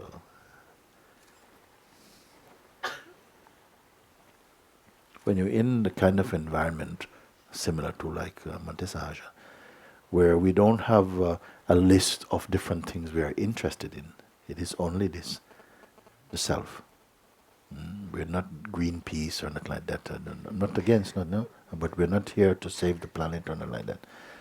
We're just to find out who you are, to point to that. That is powerful enough, because once that is somehow detonated, that understanding in you, then how it will express afterwards, nobody knows. It will come. It will have its own beauty. It will shine its light in some way. But that is the fundamental thing that to understand and to set free, to liberate, so to speak, your heart's light, and not to live under the government of your own psychological thinking. To be free from the hypnosis of psychological conditioning. So that you move again with a spontaneity, a freshness. You don't have to plan your existence. It's a complete waste. You're not a robot. You're a life itself. You see? And nobody can understand you. You're not for understanding. You are to be experienced. Nobody can understand you. When they feel the breeze of your presence, then something to understand you will always get wrong until your own filter is clear. You see? Yeah, don't worry. Thank you. Thank you so much. Thank you. Huh? You're from which place? I'm born in Argentina, but Oh, I live in California. In California? Yeah. Oh, okay, very good. Argentina. You won the World Cup, no? You won the World Cup. You don't know anything about football. No, I know we didn't. We didn't. You did, no? Oh, they didn't.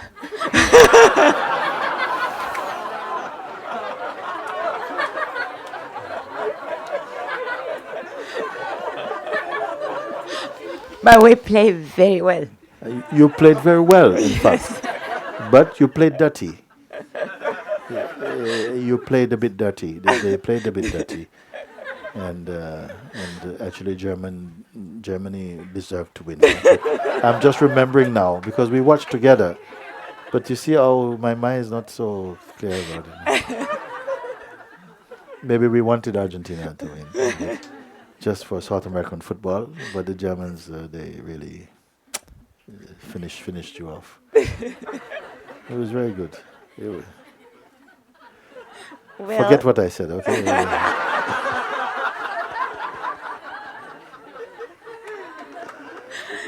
Thank you. Thank you. Very good, very good. Thank you. Yeah, So much. thank you, thank you.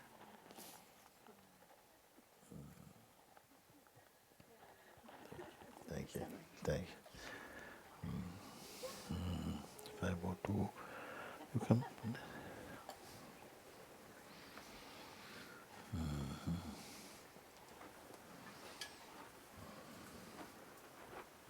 Thank you. I'm very scared to be here.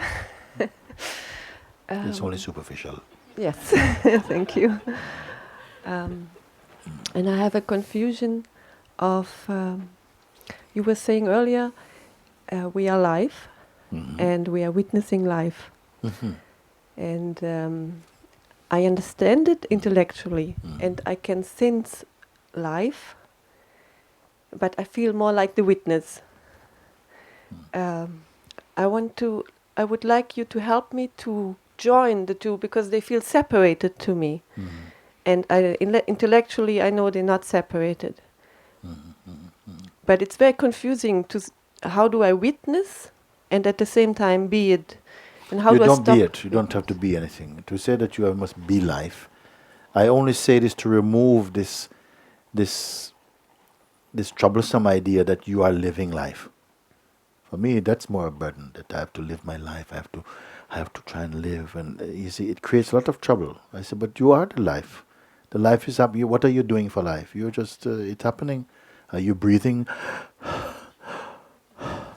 No, it's breathing is happening. The heart is beating. Boom, boom, boom, boom. You know, actually, most of your action is just happening quite spontaneously, except when you think and then you try to do it. Then some effort come in. So they say just let life be. Let life simply be. You are this life also. At the same time, witnessing of life is occurring somehow to something. If we spend a little time with it, you come to see, but it is so a natural thing. When I say witnessing of life, I don't mean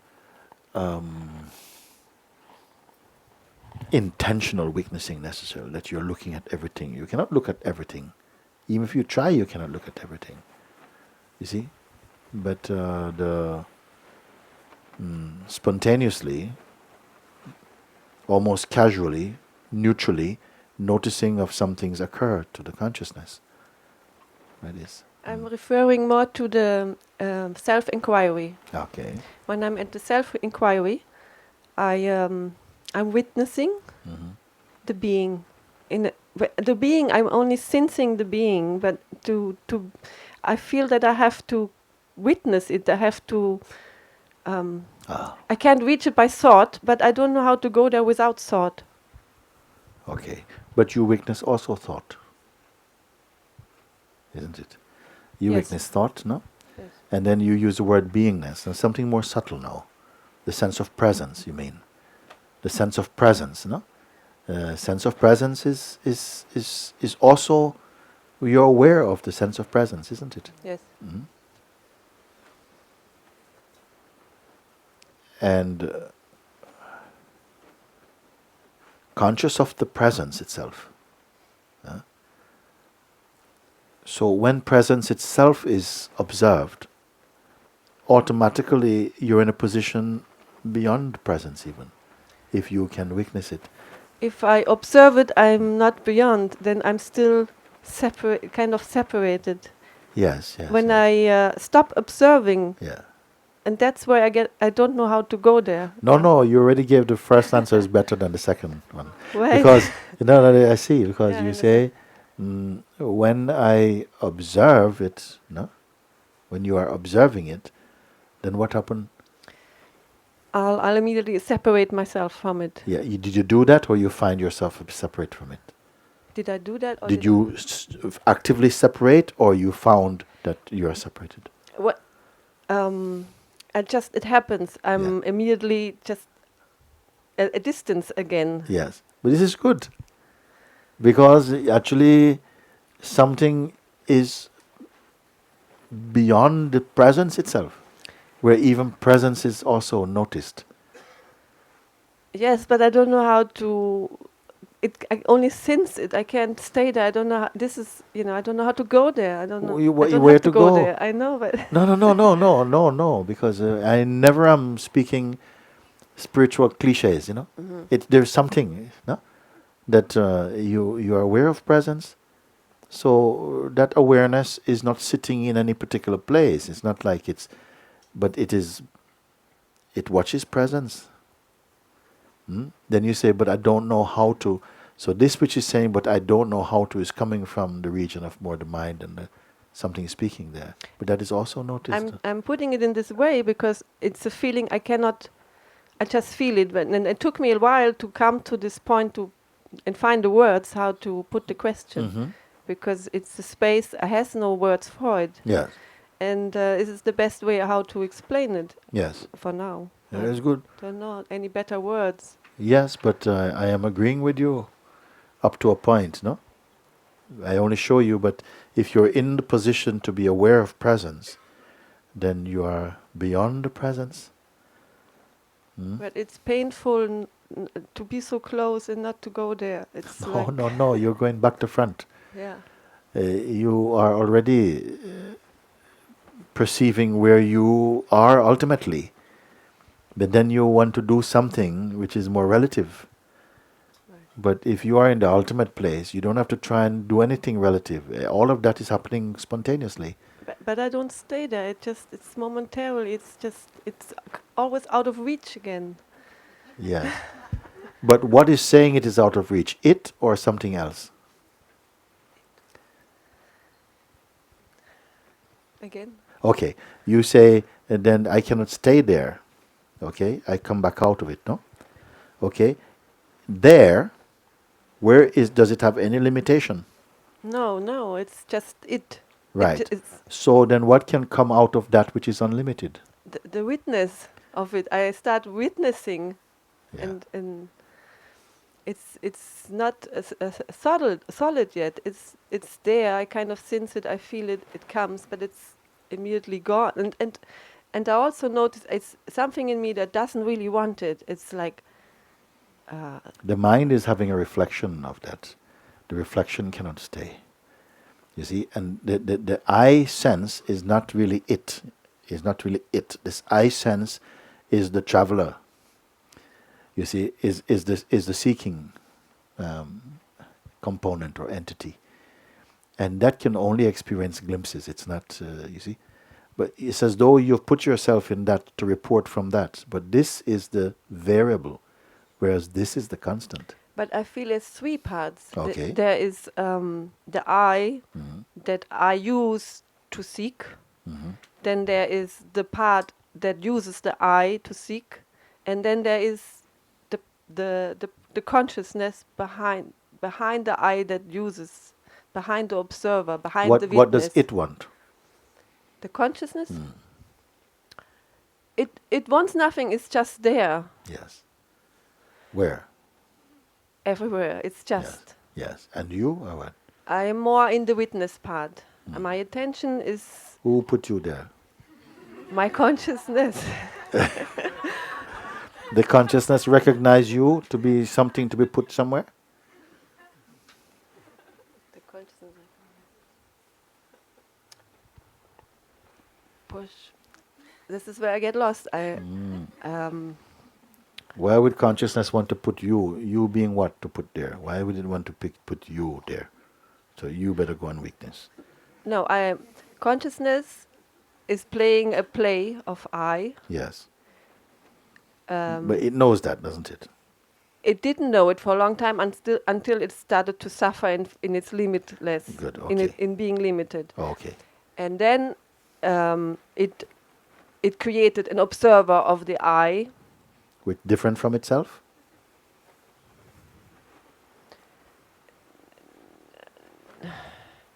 No, the conceptual I started to create an observer in order to find a distance, and through this observer What got sees that? closer to the What consciousness. observed that? The The conceptual I. consciousness. Yes. Yes, it sees everything. Yes. Is it speaking now? No, kind of. It is, of course, but it's a very subtle feeling. It's not. I'm speaking from the witness. Yes. Are you confined to only speak from the witness? To only be the witness? If I want to speak, I have to be in the witness to Yes. use language. And if so you don't speak? I can be consciousness. Yes. So does consciousness change because speaking is there? No, but it doesn't come forward. The consciousness doesn't come forward. No, it stays hidden behind this. What says Play. what says it is hidden?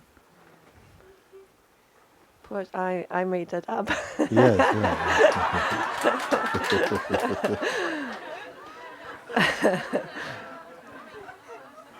we make everything up. Yes, I know.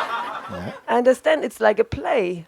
Yes. But I am the one that invented the play. I am the one that is playing the puppet, and I am the puppet. Yeah. But I would like to be only in the place that invent. I would like to go home. I like to go back to the original consciousness, Which is where? which is here. I'm here, but It is subtle thing you speak, and it is more to do with feeling at the moment. You know, how something feel. But the feeling is not adequate measure of what it is. You are the consciousness, in fact. And that's not a theoretical conclusion. No? It does not have anywhere to go to and from. Even now, the sense of going out to do something, to be like a person, all these things now, they just become unimportant. You know? They're not really, it's all one. It's all one. It's all one functioning. There's nothing to go back to, because the sense of going back and forward are perceived as movements in that which is everywhere constantly. Don't you see this thing? I do. But I can't feel it. It's not. It's only intellectual. No. The mind is saying it is intellectual. Right. You see? And the consciousness, which is somehow adopted the position of the seeking intelligence, is wanting to believe in this concept that, you know, it is only intellectual. You see? Perhaps because it wants to buy a bit more time, it enjoys to wriggle a bit still with the idea of returning back and all of this stuff, which from the pure place it is meaningless. I want to come back to being where I am always. It's like a decision. I only have to make a decision to be there. But even a decision to be there is also seen. Even the sense of deciding to be here is also perceived. So it's already in place. Right. But something is keeping something moving, no? Of course. That, I know that I'm deciding, I need to make a decision, but it's only intellectual. But that's all of that is part of the mechanism of the play that you somehow must want to continue enjoying a little bit.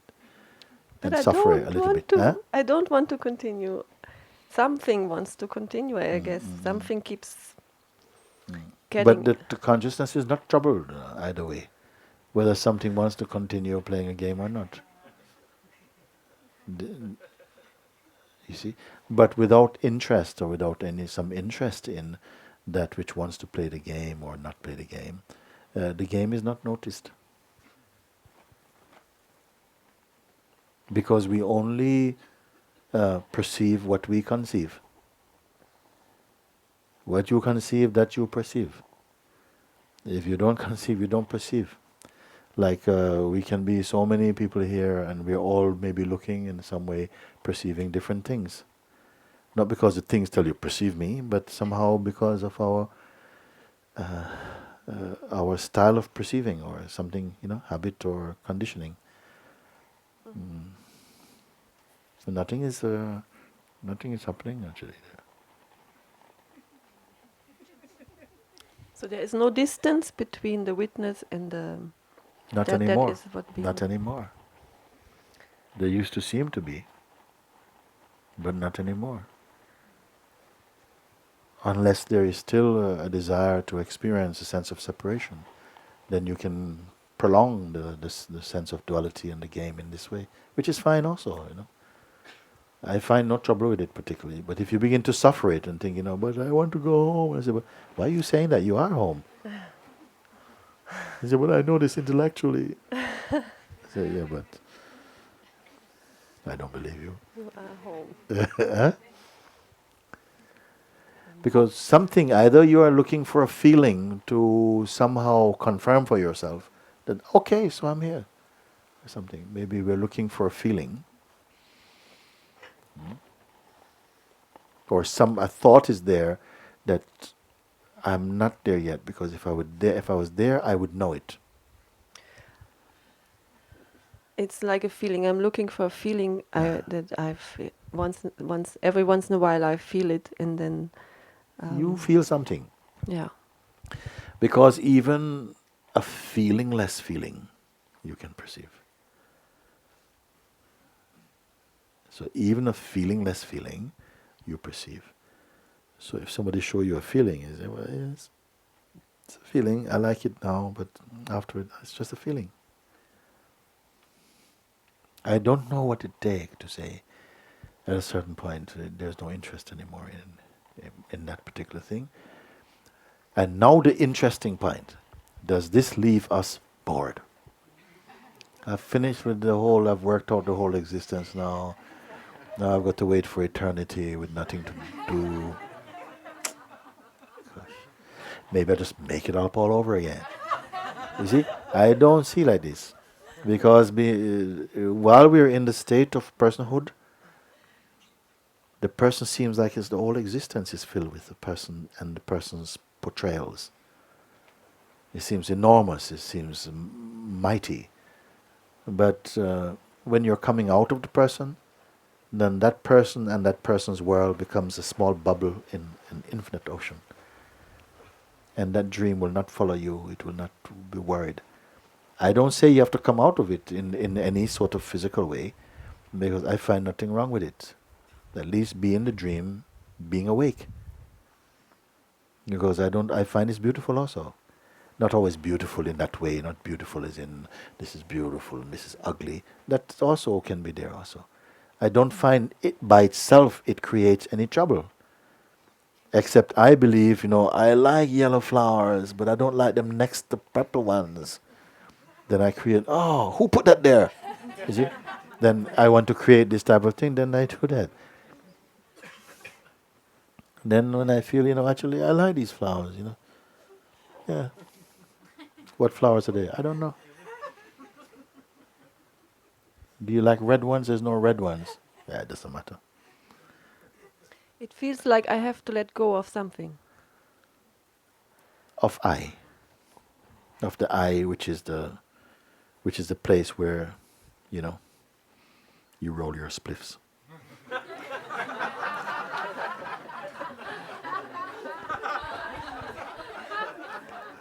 Can I say that?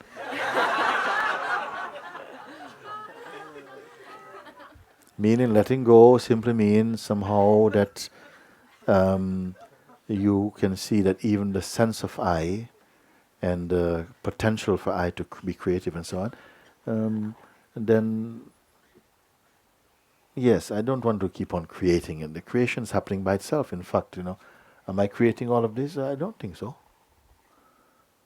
It seems to be there, but I'm not cranking it up every morning to start the end. Then, the world is here, all the color, left the colors out, press color. I don't do anything about it. It's there somehow. Not creating like that.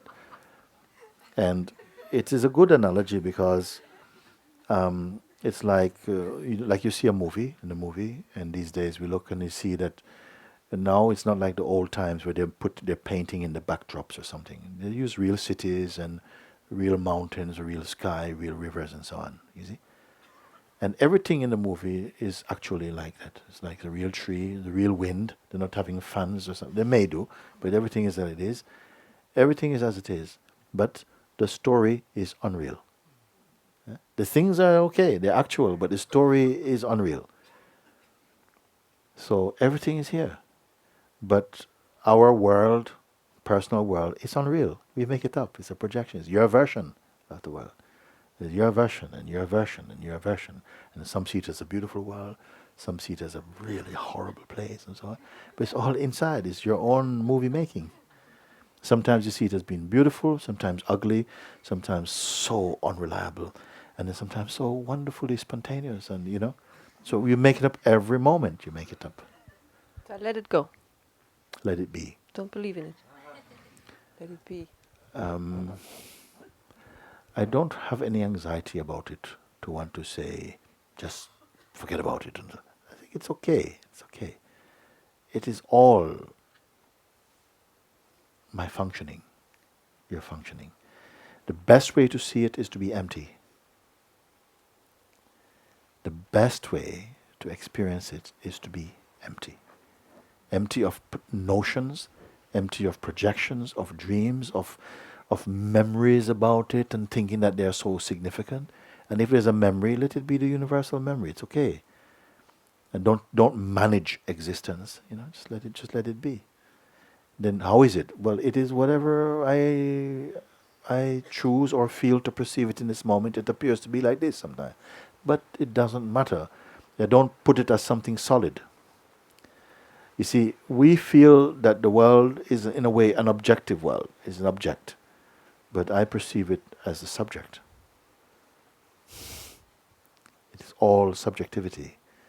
Just like in a dream, you go to bed, you're lying there and you're traveling through San Francisco and you're stopped by the police and you say, why do you have to stop me again, man? And you have all this kind of stuff, and then you wake up and you're still just in your little room. Where did San Francisco come from? And where those policemen, especially the one with the beard, was looking at you like that. And so, where did they come from? Out of your own consciousness. All made out of dream material. Their badge, the car, the number plate, everything is out of dream material. Just let it be. If you can, yes. The best way to let it be is to let you be. Be empty of the notions we have about ourselves. The notions, the ideas we have about who we are and who we need to be, when those begin to fall away. And how do they fall away?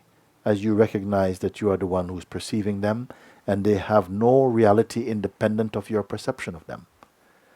Then something relaxes about it and say, but I'm not responsible for any world, I'm just here. When you're like this, then the things that quietly, they take their correct proportions and correct perspective.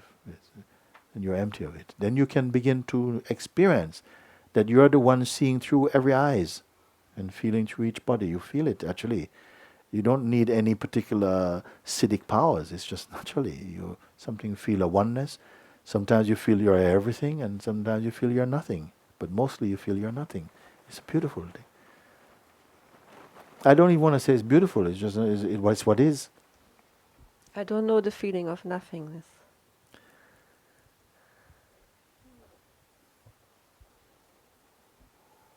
Because maybe at present you only know the mind's version of nothing. There's two kinds of nothing. There's a nothing which comes from the mind, which feels like it's nothing. It's a kind of negativity. And there's a nothingness which comes from nothingness. And it is absolute. But that's the feeling I don't know. I've never... You cannot know it. No, I don't never felt You it. cannot know it. No, you can know it. You cannot know it like that. The one who feels I know or I don't know cannot know this. It is known in this, if you want to say no. But it's the knowledge of it is not significant to the great seeing. The one who sees this or one who knows I don't know it or I know it, that's insignificant. I think it's my pride that keeps me from feeling... When I perceive consciousness, I perceive it as everything, not as nothingness. Because there's a fear. Yes. Maybe I used to play around and saying it's the American consciousness. Sorry. To say, I am everything. At least it includes everything. Very good. I am nothing. Oh my God, I'm nothing. But what is more true? What is more true that you experience? I am everything or I am nothing? Nothing, and I desire Nothing. to be nothing. It is already there before your desire comes. It's what? It is already there. Nothing is already there before your desire to be nothing comes. Yes. I understand that. Don't you see? Even the desire for nothing, to be nothing, arises in the nothingness. But it's not the mental nothingness. It is the emptiness of being. Which is the only aliveness there is. Where aliveness comes. But I can't go there without thoughts. It's just You cannot go. Nobody has ever traveled there. There's no spaceship that can take you there. You see, the only thing that seems to stand in its way, and nothing can stand in its way, is this notion of I. That still creates a sense of separation, you see. That creates distance and time and relativity. In itself, it is the womb of relativity and so on. But that relativity and all of its potential and capacities are all seen as phenomenal, non-existent, unreal to that. Not cynically unreal, just it's not a big deal. There's only that playing as all of this. So all of this is that. Also, you may say, is the physicality or a kind of objectivization of it in some way, or the temporary play of it, or something like that. But where is that? Where is that? Even the statement, where is that, is spoken and heard in that.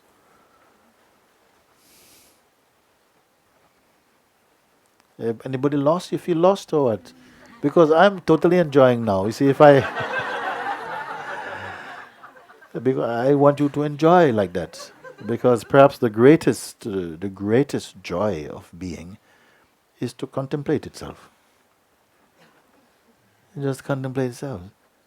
It's so it cannot end the magnificence of being in its objective manifestation and non-objective beingness. It's totally bliss. It doesn't know any other. It doesn't know another. All of it is it. But it creates the concept of other and another, without which it cannot enjoy diversity and experiencing. You see, duality is not a mistake, because there cannot be experience without duality. There cannot be transcendence, there cannot be the absolute without this relative play. Because all of it must filtrate through the system of knowingness, which is the consciousness. Unless the consciousness is exercising its own muscles, none of this can be. I feel something even behind consciousness. Yes, I you. don't- Why you don't admit it? Why you don't admit that it is you? Who can watch consciousness?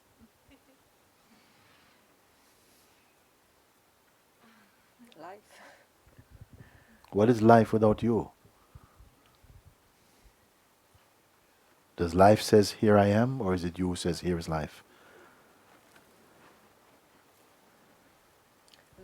Life says I am. Huh? No. Says it? What is it? What is the question? I don't remember. No, I remember. What is it? Who says, does life say who I am, or do I say life is? Yes. And then you say, I say life is. No? But I can do it both ways. Life can also say I am. yes. Yes. Which means that I am and life is the same thing. Push. Yeah? Are you enjoying or not? Are you suffering this? Are you perplexed by this? Hmm? No, I like being here.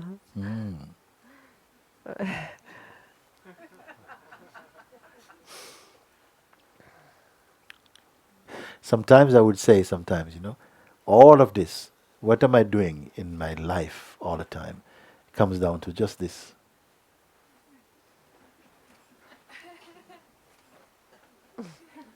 Where's Lakshmi? I hope she's not.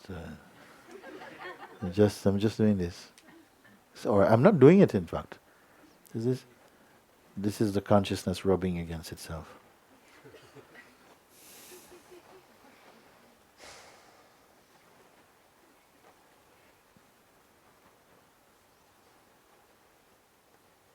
Producing all this search and this discovery and oh my God, no.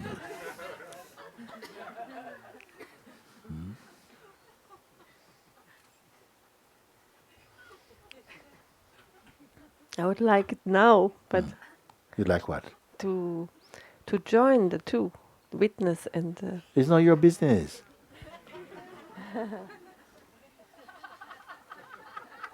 Who says there is even two? Right. Mind says two. Why you must believe this thing?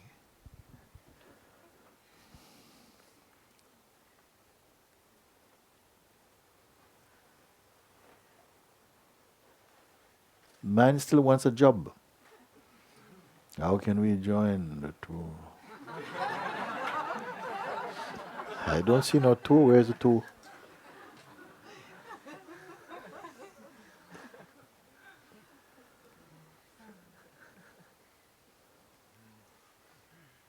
Sometimes he say, how can I balance this with that? I say, you cannot do anything at all. You don't even exist. Balance is there already. How arrogant, how can we balance anything? Like it's already imbalanced. Everything is as everything and nothing. Don't be frustrated about it. What is important is not the concepts of what I'm speaking, but earlier than all the concepts, before concepts arise, and even during their play, and after they pass, I remain untouched by them.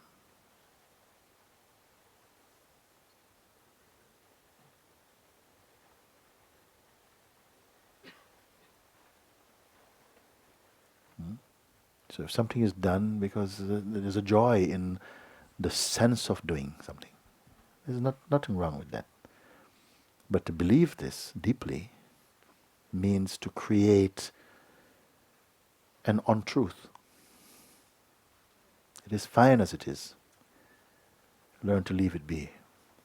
it takes care of everything, including even the germs and the worms and the sky and the clouds. Even the demons are taken care of by him. Everyone must receive their pay and their sustenance.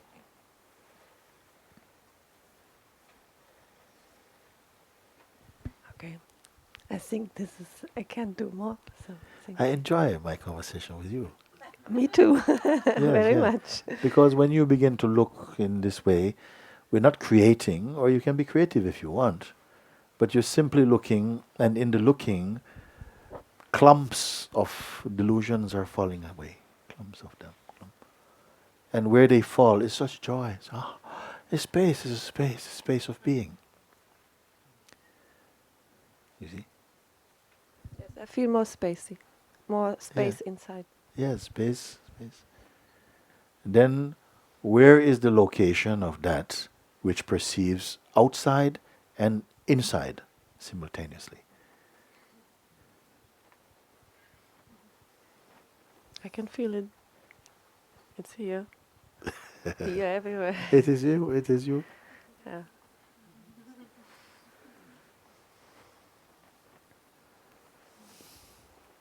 Not you personally, but this is what we are. In what we are. I don't say, oh, kill your person. I say, I don't see no problem with it. Why not enjoy it? But at least knowing who you are, knowing being, same thing. And then just like children playing doctors and nurses, and when they're not doctors and nurses, we are playing being adults and being serious and just being happy and being a husband and being a doctor and it's you can see it like that, not jokingly, but something is playing like this. But when you are aware that is my dynamic expression, somehow it is happening. You don't have to say these words. Say little about it, because the more you say, you irritate people if you speak about it. It's better you know it silently in your own being, and get on with it. And somebody say, "Good morning, doctor." Go, "Good morning to you." And you go about your business. Don't be saying, "Look, I am not doctor really. I am the great I am. Can't you see my badge?" No, you're not going to say this because you don't want trouble for yourself. You don't speak about it. Then it might speak if it wants to speak or not. Because the most annoying, irritating thing is hearing spiritual people talk about spirituality.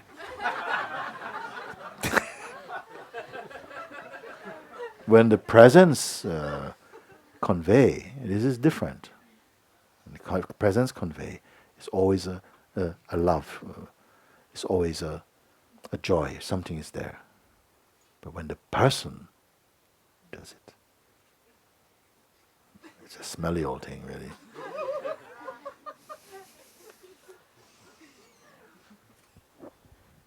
Okay, thank you. Thank you. Look at that. It's, okay, thank you, darling. Good. Thank you. Gotcha. Very good. Okay. Good. Okay, we can have a singing something. Oh, people have hands on. Come, okay, you come then. Let me see.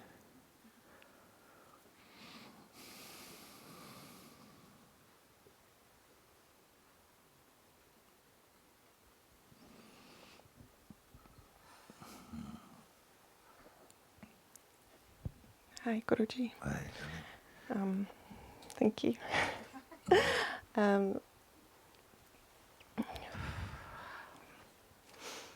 I want to surrender my fear and my pride, because it's hiding under a rock every time you come past.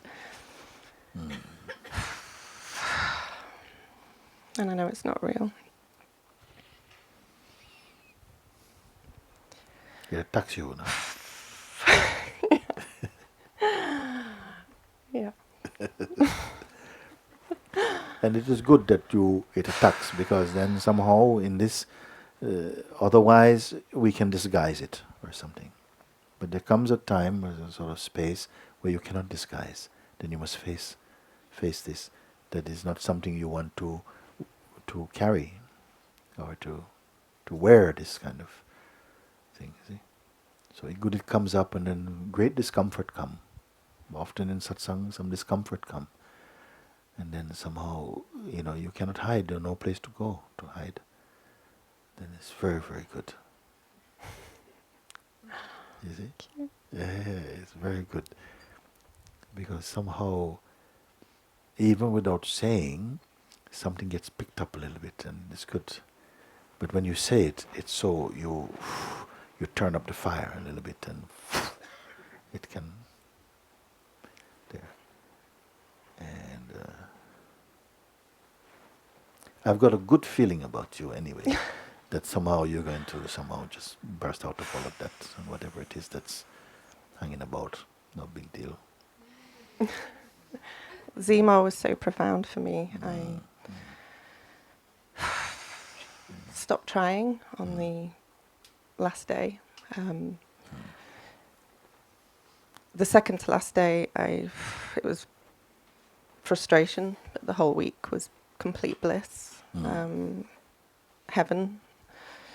I felt completely stripped, but completely supported, and I kept trying and trying and trying, and I followed every word, and the trying was making me go crazy, and my head was going crazy, and then I remember looking over at someone next to me, and I thought, I can't think if they're male or female. This is amazing. And then I didn't feel any hunger anymore. I didn't feel any pain. It was there, but I didn't.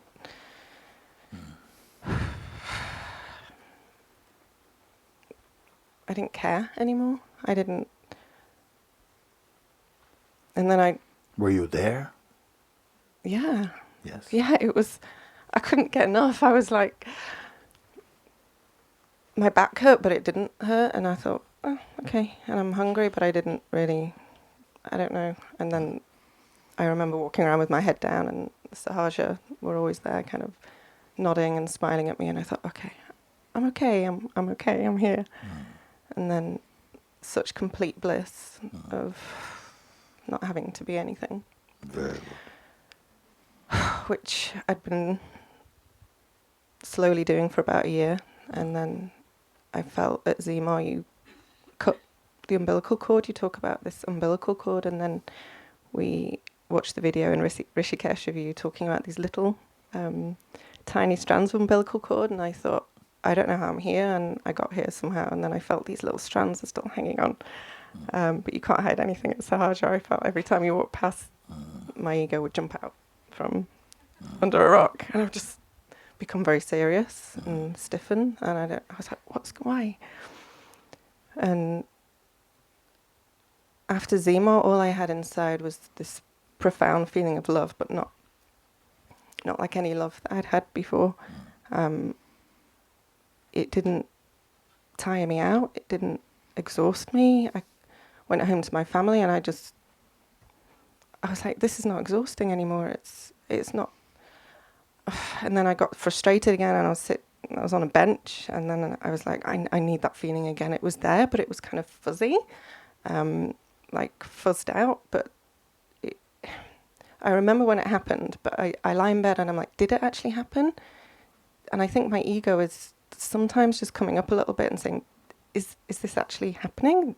Do I deserve this? Am I worthy? Just same old conditioning. I mean, every question was answered at Zima. It's nothing new, but I'm here, but I really want to be here, but I don't know why I feel it's pathetic, almost like this fear, and it must be pride as well. And when I do my self-inquiry, I feel like it's maybe interfering with my self-inquiry, because now the ego is serious and it's afraid and it's pathetic, and it's like... But does it matter? No. Because sometimes, it's like there are people can say things about you and it completely destroys your day, or they can say things about you and it makes no... After a while you just say, well, they're free to do that. How much do you want to be involved in things that are just in a way, this kind of depends on how much energy you give it, because the more energy you give it in terms of your attention, then the more it seems to suck from that and become more something. But you can hear while you're here, then fully let it happen, you know. Let it happen. Let it be. Don't try to control so much. Yeah? Just be present. Say, okay, fine. Even if I'm going to explode into pieces, you know, but I'm here for the truth. Sometimes mind, the psychological mind, it can really be a monster, you know. Hmm? It can seem to threaten you, you know. Like if you do this, then and you okay, I won't go like this. It can behave like this. I told you one lady in Tiruvannamalai, she came. She said I have to stay by the door because every time I feel the space you point to inside me, my mind, I just get this big headache. And, I'm going to go out. When I go out, I feel fine. You have to wait and come back into satsang, and you already changed your talk, and I can come back. So, can a power work like that? Yeah, sometimes something is working like this. She said, my head is going to explode. I said, next time it's going to explode, I want to watch if it explodes. You want to take the chance? Okay. Because I've not seen an exploding head, actually. So it's good when you come and you feel all this stuff and said, don't try to control this thing and catch me out. If you feel like you're under kind of mind attack or something, then I give you now in front of everyone, I tell you, come and find me and say, it's happening now, it's happening now, it's happening now. And say, okay, fine, good. Let's watch together this thing. You see? But these thoughts come, and what happens is you believe them. When you believe them, you give them a status greater than what they are. You feel that they have the power to disturb you. They don't have the power to disturb you. It's you're being disturbed because somehow you believe it, and you believe it into existence. And something energetic is happening when I go past something, something like you cannot hide or something, comes up, and next time you come and say, it's up now. Will you do this? Yes. Yeah, okay. Yeah. Okay. Okay. All right, it's good. It's a deal.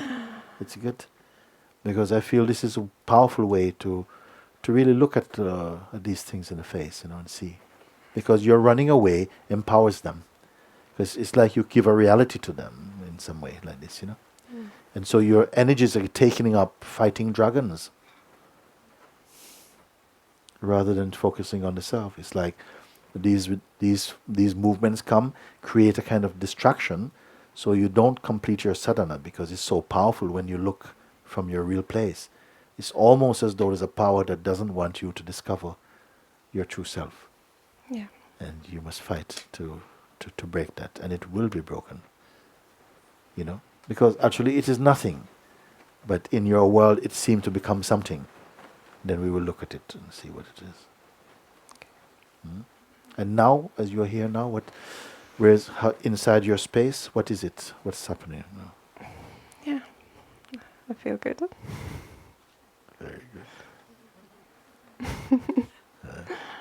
And I love you. I love you too. Very good. Okay. Come on in.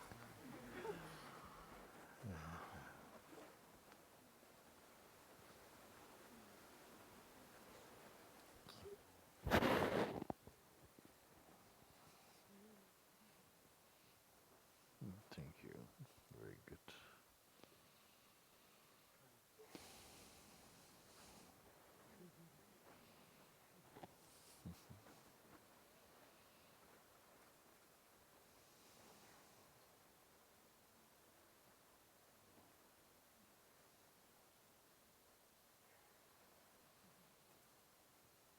Thank you. Wonderful.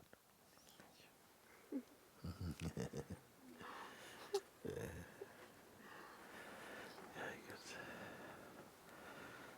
Okay. Singer is coming. Who is coming? You? Oh, prepare. Who is singing?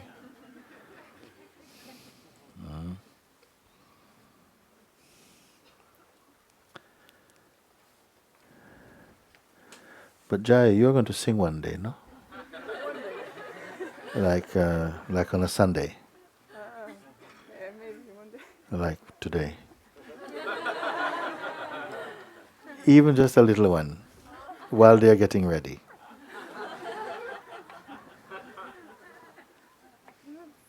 The microphone is there.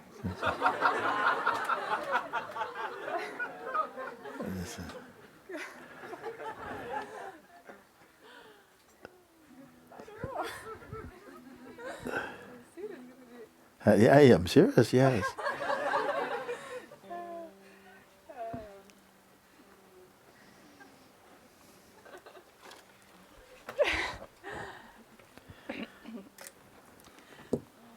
I need help. Shiva, Shiva, Shiva, Shambho. Shiva, Shiva, Shiva, Shambho. Shiva, Shiva, Shiva, Shambho. Shiva, Shiva, Shiva, Shambho. Mahadeva Shambho. Mahadeva Shambho. Mahadeva Shambho. Mahadeva Shambho. Shiva, Shiva, Shiva, Shambho.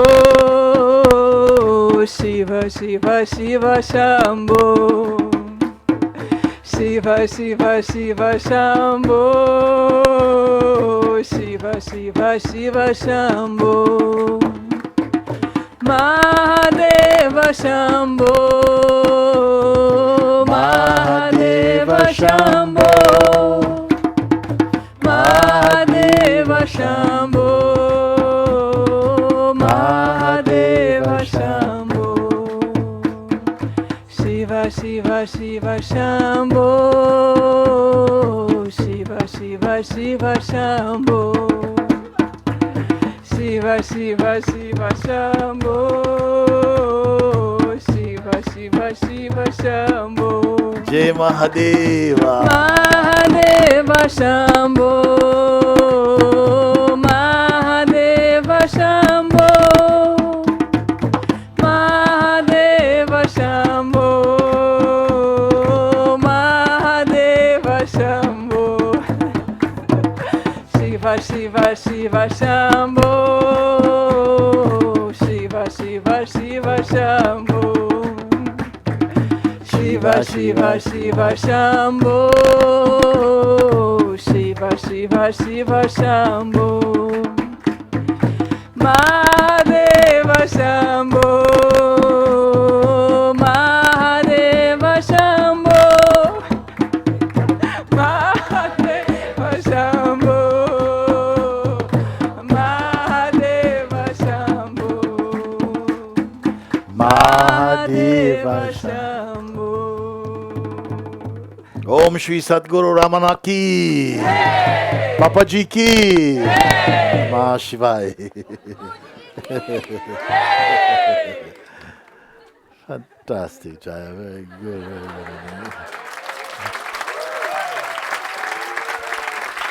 Very good.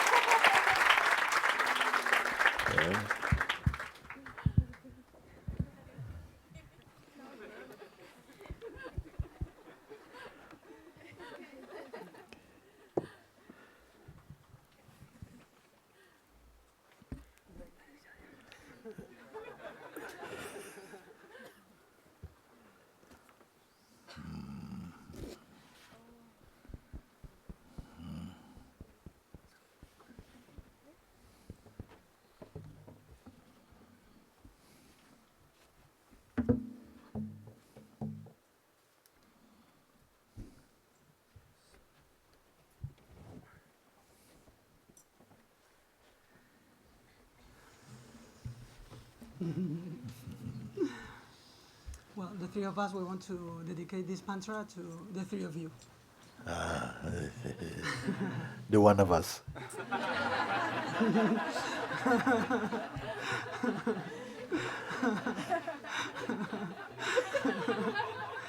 Jai Gurudev.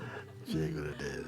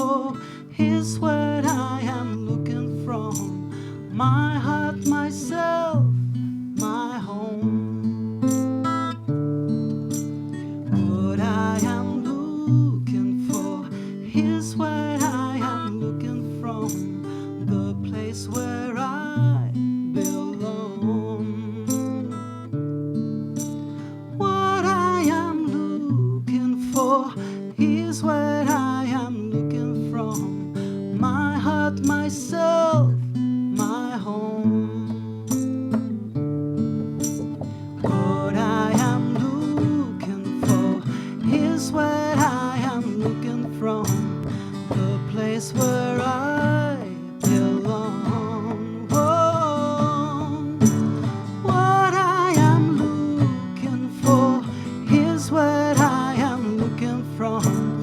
My heart, myself, my home, my home. Jai Jai Guru Dev, Jai Jai Jai Guru Deva, Jai Jai Jai Guru Deva Om. Jai Jai Jai Guru Dev, Jai Jai Jai Guru Deva, Jai Jai Jai Guru Deva Om. What I am looking for, here's what I am looking from, the place where I belong. Oh, what I am looking for, here's what I am looking from. My heart, myself, my home. What I am looking for, here's what I am looking from, the place where I belong. All together.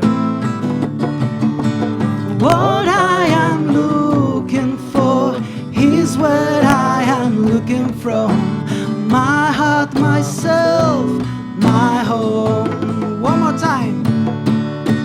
What I am looking for, here's what I am looking from, the place where I belong.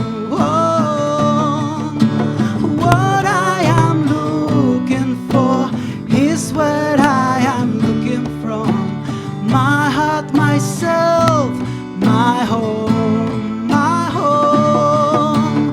Jai Jai Jai Guru Dev, Jai Jai Jai Guru Deva, Jai Jai Jai Guru Deva Om. Jai Jai Jai Guru Dev, Jai Jai Jai Guru Deva, Jai Jai Jai Guru Deva Om. Mooji.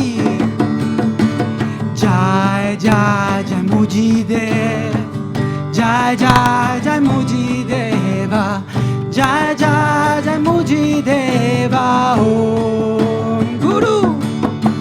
Jai Jai Jai Guru Dev, Jai Jai Jai Guru Deva, Jai Jai Jai Guru Deva Om.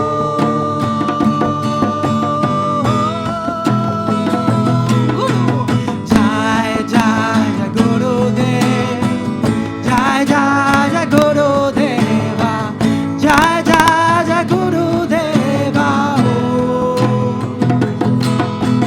Jai Jai Jai Guru Dev, Jai Jai Jai Guru Deva, Jai Jai Jai Guru Deva Om. Guru Guruji, Jai Jai Jai Guru Dev, Jai Jai Jai Guru Deva, Jai Jai Jai Guru Deva Om. Mooji.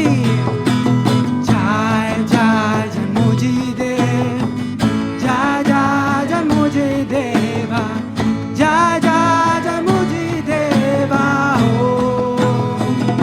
Mooji. Jai Jai Jai Mooji Dev, Jai Jai Jai Mooji Deva, Jai Jai Jai Mooji Deva Om. Guru Guru.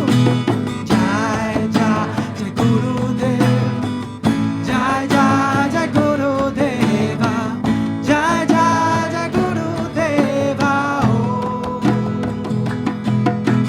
Jai Jai Jai Guru Dev, Jai Jai Jai Guru Deva, Jai Jai Jai Guru Deva Om.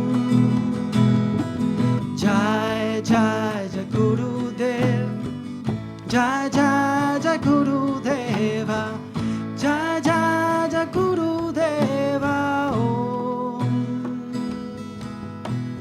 Jai Jai Jai Guru Dev, Jai Jai Jai Guru Deva, Jai Jai Jai Guru Deva Om. Sri Mooji Om Namaha.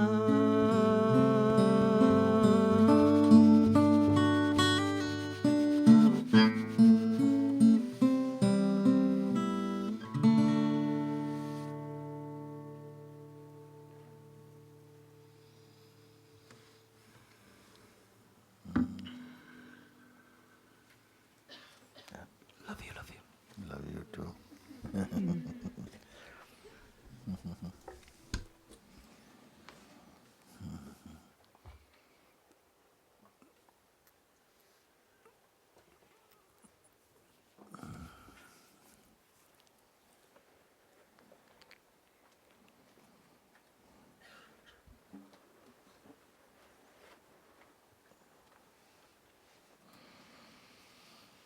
Good.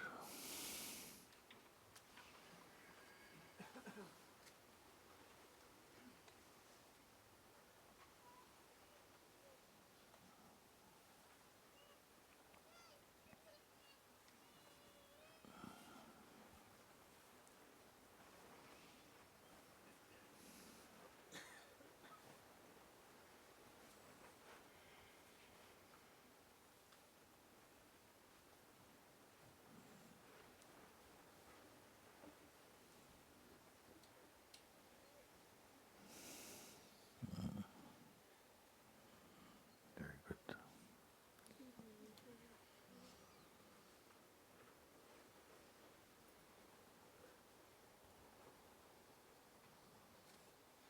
I want to again, before leaving, just to welcome all the friends who have joined us from all over the world today and on Sundays for these meetings. That very much you are present here with us. You're not in another room. You're very much in the room of this heart. So, big welcome and okay.